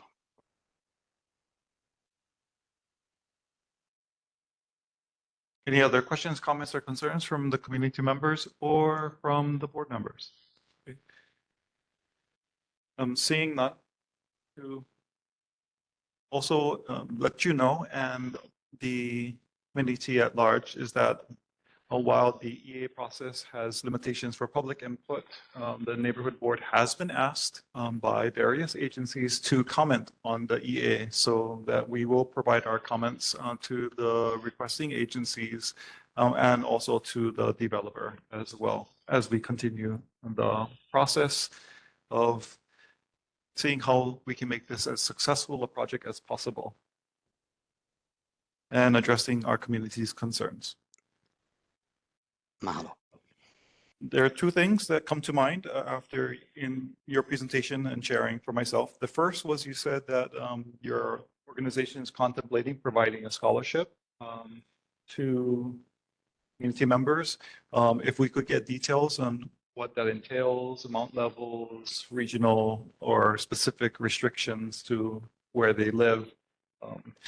So whatever the envisioning is for that and who is administering that scholarship.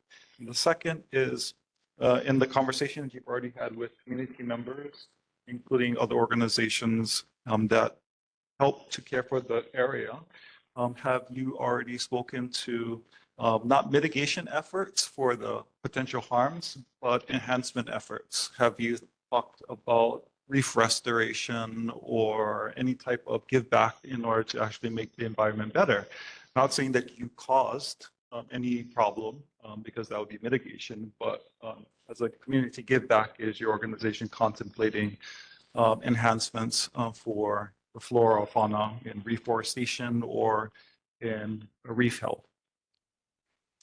It's a really good question, and thank you. So the conversations and engagement that we have with Alika and the team at Kulianet are ongoing, and that's something that we see we share a common interest. So although we haven't come to any formal conclusion yet, we'll see what we can do to work together. Hello, thank you for letting us know that that is in the horizon. Because we also understand, right, that this EA says that you're causing harm. So that's why I phrased it the way I did. How can you help enhance so there's no legal liability for things that you're not legally liable for? Okay. Seeing no other community questions or concerns, thank you so much for coming and providing us an update. And we would invite you to come back again next month for a special meeting or at our next meeting to continue the conversation. Mahalo to everybody, much appreciated. Thank you. Okay, family, community members, we are now on number 5, public input section of the meeting at 9:23. I'm doing well. So the first goes to community members, but before that, because we have the recent announcement of the results for the neighborhood board elections, let myself as chair give my heartfelt congratulations to elected and re-elected neighborhood board members, including Carol England, who's here with us in person, Dan Hare, Dr. Keone Dudley, Mick Ferreira, Michaela Lindstone, Moon Kahele, and Sheila Medeiros, and Tiare Paola. And I myself was returning, and thank you very much to our community members for re-electing myself as well. And my extension of an invitation to everyone that ran, that didn't make it, to consider serving on a board's committee. That would include, and thank you for the service, Dr. Amy Bosler, Anna Odom, Daniel Ulu, Melvin Dizan, Raymond Ma'ai, and Dad Sprague. Because our community has lots of work to do, and we invite more hands to come and join us to do that work. Congratulations, everyone, and Thank you for your service for those that will continue to serve.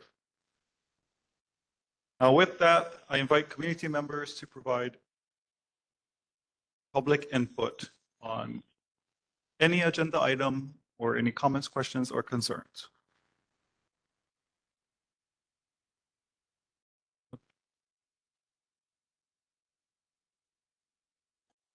Hi, aloha.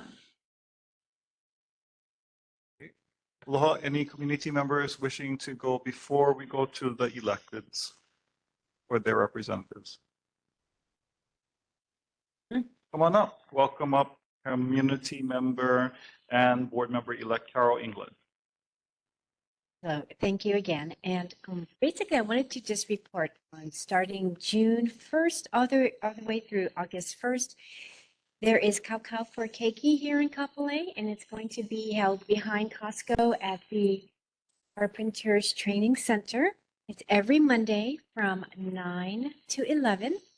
And these are families that are residing in 96706, 96707, 96717, 96744, 96786, 96795. So the food boxes are for 7 days of breakfast and lunch per child.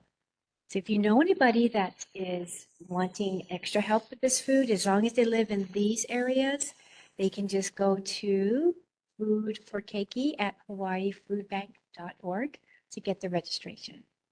So on top of that, we are also looking for volunteers, and it's from 9 to 11.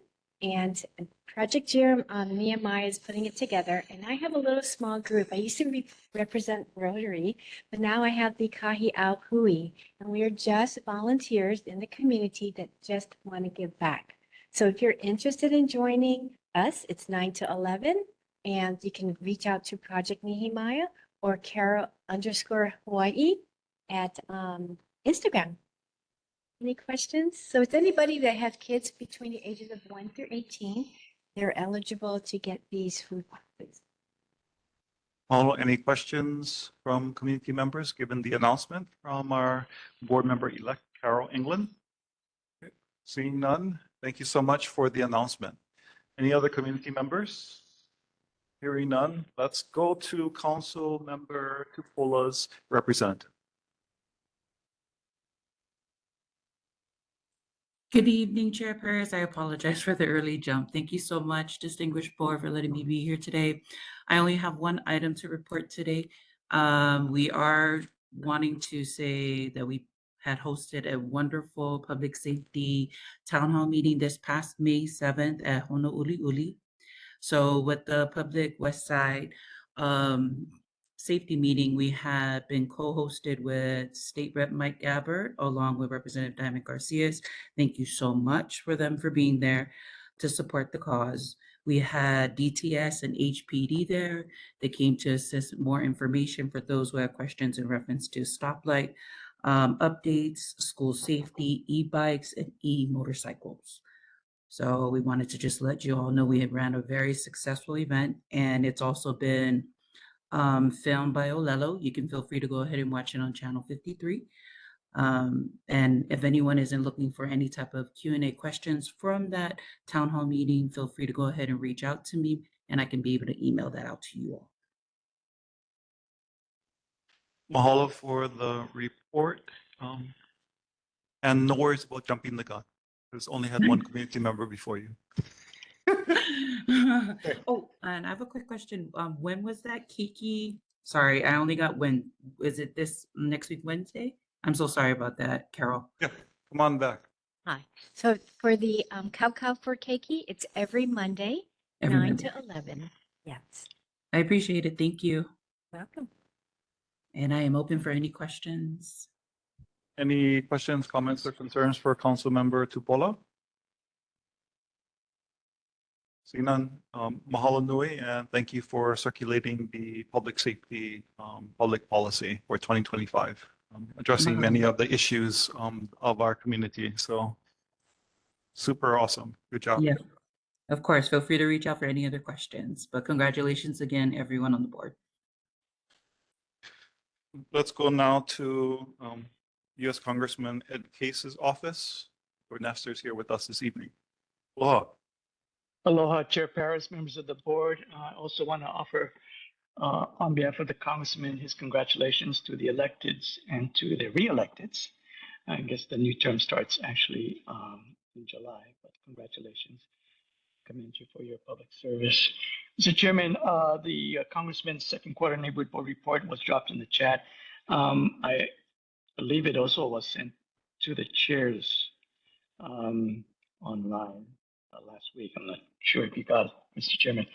But just quickly, just for those who are not able to access the chat, the neighborhood board report, I actually want to highlight one particular item, and that's the work of a congressman, a member of Congress, is not just what is happening as we see, as we hear from the talking heads on network TV, what's happening on Capitol Hill, but also what he does for individual constituents. And this is what we refer to as casework. This is matters of personal concern to a constituent in our district. When it comes to trying to deal, maybe not having a good enough time dealing with a particular federal agency. So, for example, I work with veterans. I also work with people who have a problem with their retirement benefits, and they have to deal with the Office of Personnel Management. But our most common concerns that we hear from constituents are taxes, a problem with taxes, tax returns, tax refunds, and Social Security. Those are our two top concerns that we hear from our constituents. So for those who have a problem with the federal agency, in fact, if you have a problem with any agency, federal, state, even city, and reach out to our office and we can try to connect you with those that can be of help.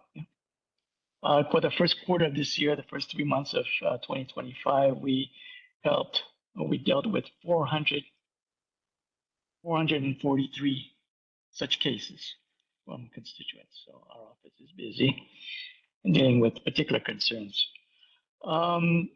The congressman is juggling several balls in the air, one of which is the so-called reconciliation measure. This is the bill that cuts funding and extends the tax credits that President Trump had initiated back in 2017. There's also the ongoing work, the work that we always do each year, and that's the funding the federal programs and agencies. This is the appropriations. Congressman sits on two key subcommittees, Defense and Homeland Security. Yeah? So he's been sitting in on committee hearings, hearing from the agencies as they come to Congress for their funding requests. And also a federal law that has to be passed every year. I know that appropriations measures always get kicked down the road there, but the National Defense Authorization Act, this has to be passed every year, usually at the end of the year. This is the federal law that sets policies and procedures for the Defense Department. Yeah. So Congressman Case actually weighed in on the NDAA, which is actually the jurisdiction of the House Armed Services Committee, and had 5 particular issues of relevance to Hawaii and to the Indo-Pacific. You can see that rather lengthy press release that I just issued the other day on his website, case.house.gov. Congressman himself was in Honolulu yesterday, actually. Met in the morning with UH President Wendy Hensel on the concerns that the university is facing right now. So other than that, Mr. Chairman, members of the board and the community, any questions that you might have? All for the report and the good work of Congressman Case in the Capitol on behalf of Hawaii and the nation. Any questions, comments, or concerns for the Congressman's office from the board?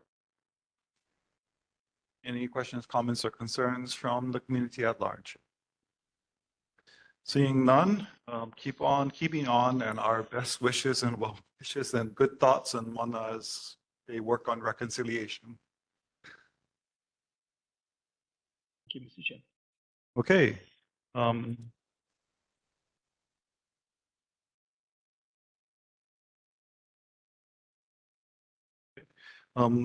Uncle Gordon, are you ready to go for Governor Josh Green?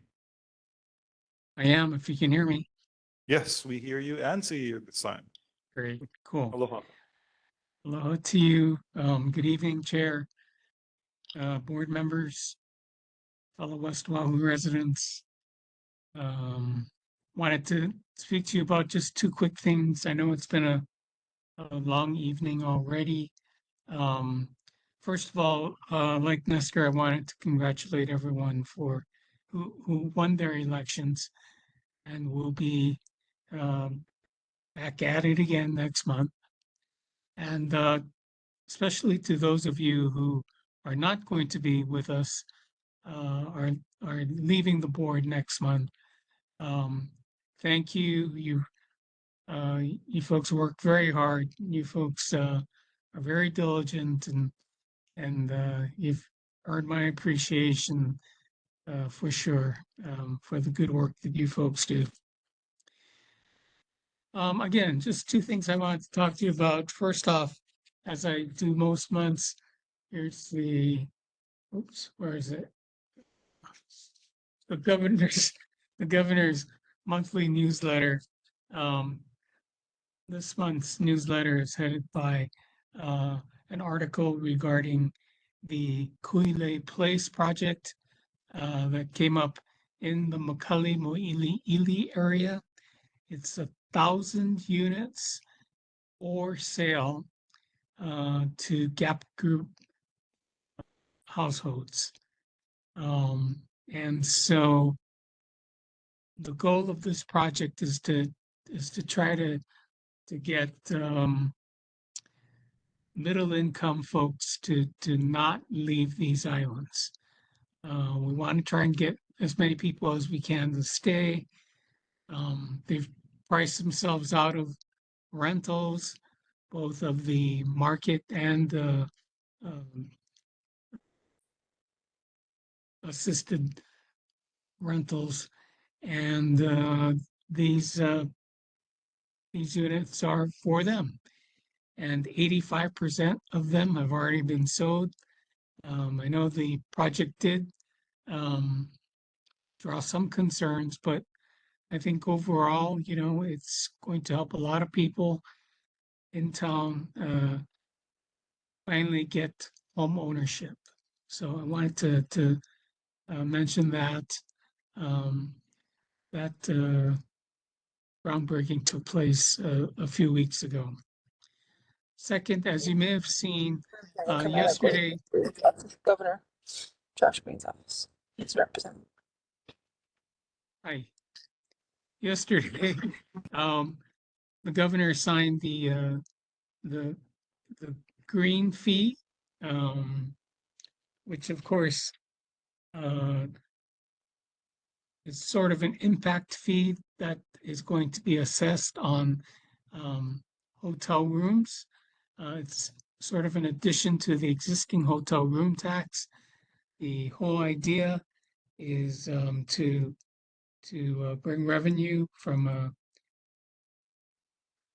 0.75% increase on the state's hotel and short-term stay rentals. This money will go toward various climate change impact initiatives, a whole bunch of them. You can read about them all in the reports that are on the governor's website, and I can tell you a little bit more about them, but given that it's already 9:38, I will stop now and ask if you folks have any questions. Mahalo, Uncle Gordon. Thank you so much. Liaison for the Governor's Office. Any questions, comments, or concerns from board members? Any questions, comments, or concerns from the community at large? Chair recognizes Community Member Patrick Watson. Thank you, Chair. Aloha, sir. And I just had a quick question about the Daniel Akaka State Veterans Home. And I just heard from a couple of different neighbors that the residency there or the amount of people that are able to use that facility is kind of limited at the moment due to some infrastructure issues regarding plumbing. Can you maybe put that rumor to rest? Thank you. Okay, I know it was opening slowly. That's not our project per se, but as I understood it, it was opening in little increments. We'll try to get you an answer as to why. All right, thank you very much. Any other comments, questions, or concerns for the governor's office? Seeing none, mahalo nui loa, Uncle Gordon. Always good to see you and have you with us. Let's see, are there any other state representatives or senators? Yes. Hi there.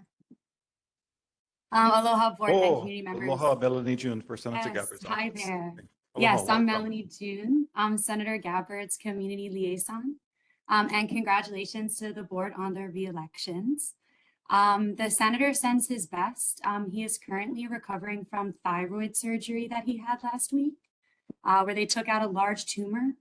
It happily turned out to be malignant, not be malignant, my mistake. So he is in a good recovery process right now, but not many updates other than that. I will share the link to his main newsletter in the chat. But other than that, feel free to reach out to our office if we can assist you in any way. And I'd be happy to take any questions back to the senator. Mahalo nui loa, appreciate it. Any questions, comments, or concerns for Senator Gabbard's office? Just sending our well wishes to Senator Gabbard for his speedy recovery and sending our mahalo for him advocating for our issues in our district, including the bill, along with Representative Diamond Garcia regarding resolving our issues with the village of Kapolei Road. So thank you so much, Melanie. Yes, thank you. I'll pass along your wishes. Any other state senator or representatives? Final call for public input. Any community members wishing to raise concerns, questions, or mana'o? Chair recognizes community member Patrick Watson. Go ahead. Oh, I'm sorry, Chair. I had my hand up inadvertently. Sorry. No worries. That was the last call, so we're moving on. Good job. That was a quick one. Board business. On A, position on draft environmental assessment for Hawaii Cable Landing Expansion Project.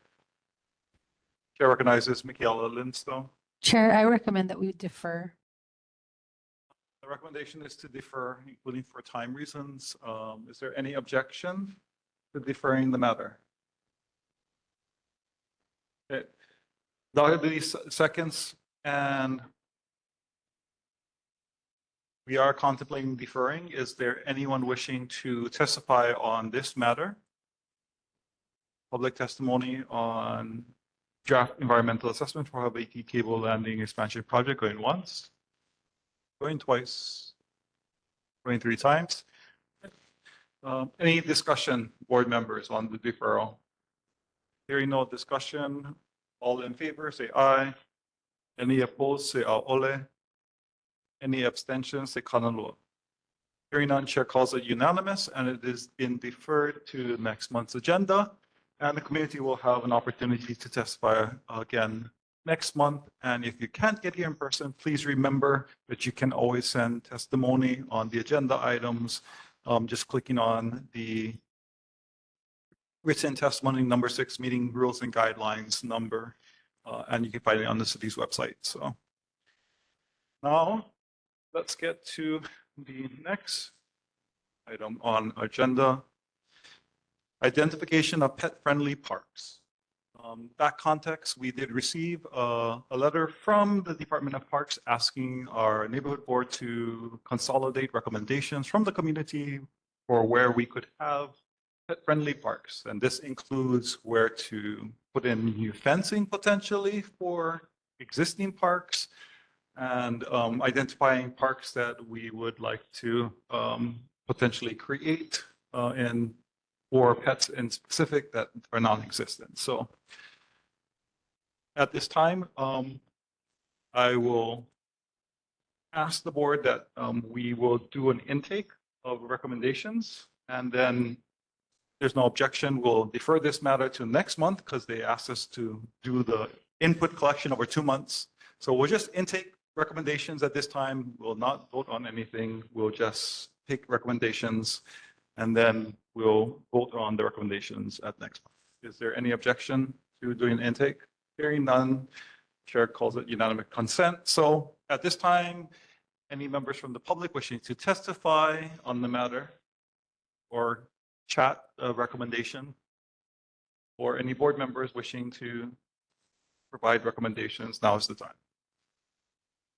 Okay, going to Makakilo and so. Chair, just briefly, as the Parks Chair, I plan to hold a meeting regarding this to gauge community feedback. There was a time where Parks said no to us in all parks. So I'm really grateful to Parks for their change of heart. So maybe give a little time and then I'll plan a Parks meeting to gauge more feedback from the community. Excellent. So at this time, hearing no others clamoring and hearing the sentiment from the chair of the Parks Recreation Committee that they will hold a special meeting to gauge community input. I'll count to 3 to see if anybody else wants to provide input at this time. Going once, going twice, going 3 times. Okay, so again, community members, if you have feedback on where would you like to have a dog-friendly park, fenced dog areas to accommodate unleashed dogs, or parks to allow leashed dogs, and where we can put up bag dispensers, signage, installation of other pet-friendly amenities, please contact any board member or go to the special meeting of the Parks Committee or send in testimony from the online testimony portal on the city website, or email me at makano.paris@gmail.com. Okay, so now let's move forward with the next item, which is the request from Dr. Dudley at the last meeting to authorize the Makakilo Kapolei Honokai Hale Neighborhood Board number 34 to participate in a joint special meeting with the Waianae Coast Neighborhood Board number 24 and the Nanukuli Maili Neighborhood Board number 36, and authorize the Vice Chair, Dr. Keone Dudley, to coordinate with the other boards to finalize the details, including participation, confirmation, date, time, location, and agenda items. Is there a motion to authorize? So moved. Okay, it's been moved by Second. Makakilo Lindstone and second by Hale Ta'ala. Okay. Any public input at this time? Chair would like to recognize that this comes in, if the chair recalls correctly, it is coming forward because of the potential for Atlantis Resort having new development or planning development on our coastline area, and that it may be a good idea to have the 3 boards coordinate for such major developments, including Atlantis, but not limited to, because there may be other things that the 3 boards would like to coordinate, and we are authorizing Dr. Dudley to go figure it out. Okay, any discussion? Oh, Chair recognizes Dr. Keone Dudley. Chair, I just wanted to point out that it does authorize me to set the agenda items with an S on it. And so there are other things. I don't want to take a lot of time right now. Yes, agenda items. So, any other discussion from the board? This is Hale. Go right ahead, Hale. I support the collaboration because I attended their May committee meeting, or attempted to anyways. I went down there to the library. That was the last communication we had via email, that they would have a meeting where they would go ahead and hear from Atlantis. Atlantis never showed, and there was another community group there that wasn't able to be seen. And then I attended their neighborhood board meeting last week, and they still didn't have Atlantis there, as they had initially said via email. So I think collaboration is good, so we can get all our ducks in order. Since especially that area of Falls and ours, I know Atlantis and the Cove are up for debate. Thank you. All board member, and thank you for informing us about the unsuccessful attempts of our sibling neighborhood board of reaching out to Atlantis on their development plans. Quite a concern for us. They announced it to the world, but not to us. Okay, any other discussion from fellow board members? Hearing none, all those in favor say aye. Any opposed say ole. Any abstentions say kanaloa. Chair calls it unanimous. We are authorizing the Makakilo, Kapolei, Honokai, Hale Neighborhood Board to meet with its sibling neighborhood boards on the coast and authorizing Vice Chair Dr. Keone Dudley to coordinate with other boards to finalize the details, including said agenda items. Okay. Moving forward, we have item D, resolution supporting the establishment of a statewide landlord-tenant mediation program. Chair's recommendation is to adopt, given the presentation. The resolution is based off of the presentation that we received last time from the people that are doing this program for free right now. And we would like them to continue, or somebody else to do the work to help our community members to avoid going to court and paying lawyers money when they could resolve it through another means, if they so choose. It's not mandatory. Is there a motion? Motion. It's been moved by Dr. Amy Bosler. Is there a second? Second. Second by Michaela Lindstone. Open for public input. We've heard a lot last time. Any others wishing to testify? Going once, going twice, going three times. Okay. Board members, discussion? Hearing no discussion. Chair will call for the vote at this time. All those in favor say aye. Any opposed say ole. Any abstentions say kanaloa. Hearing none, chair calls it unanimous. Okay, awesome. Moving forward, we have the next resolution standing in solidarity with Pearl City Neighborhood Board supporting Hawaiian immersion education. And Chair's recommendation is to adopt. It is a solidarity resolution that the neighborhood board calls for supporting the development of immersion programming in our complex here, particularly at Kapolei High School, because it doesn't exist. We have the highest concentrations of Native Hawaiian homesteads and Native Hawaiians. So mahalo Pearl City, and we would like, the chair's recommendation is that we adopt. Chair, I just would like to recommend one adjustment. In one of the paragraphs, Kapolei is experiencing growth as a major employment center for Central and Leeward residents, resulting in an increased demand for Hawaiian immersion education. I just recommend we take out as a major employment center for Central and Leeward residents. Just Kapolei is experiencing growth, resulting in an increased demand. I think just that is fine, but taking out the employment part. Okay. Remember, Michaela Lindstone moves to adopt as amended. So that will be in the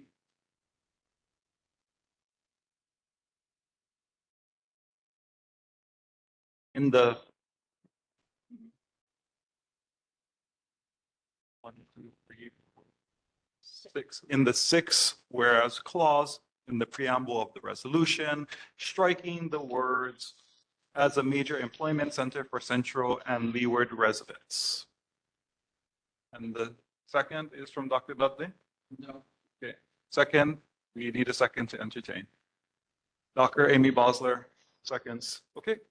It's been moved and seconded to adopt the resolution as amended. And thank you. The amendment clarifies the removal of a thought that makes the clause unclear. So it makes it clear. Thank you very much. Any public testimony? Going once, going twice, going three times on the public testimony. And now discussion.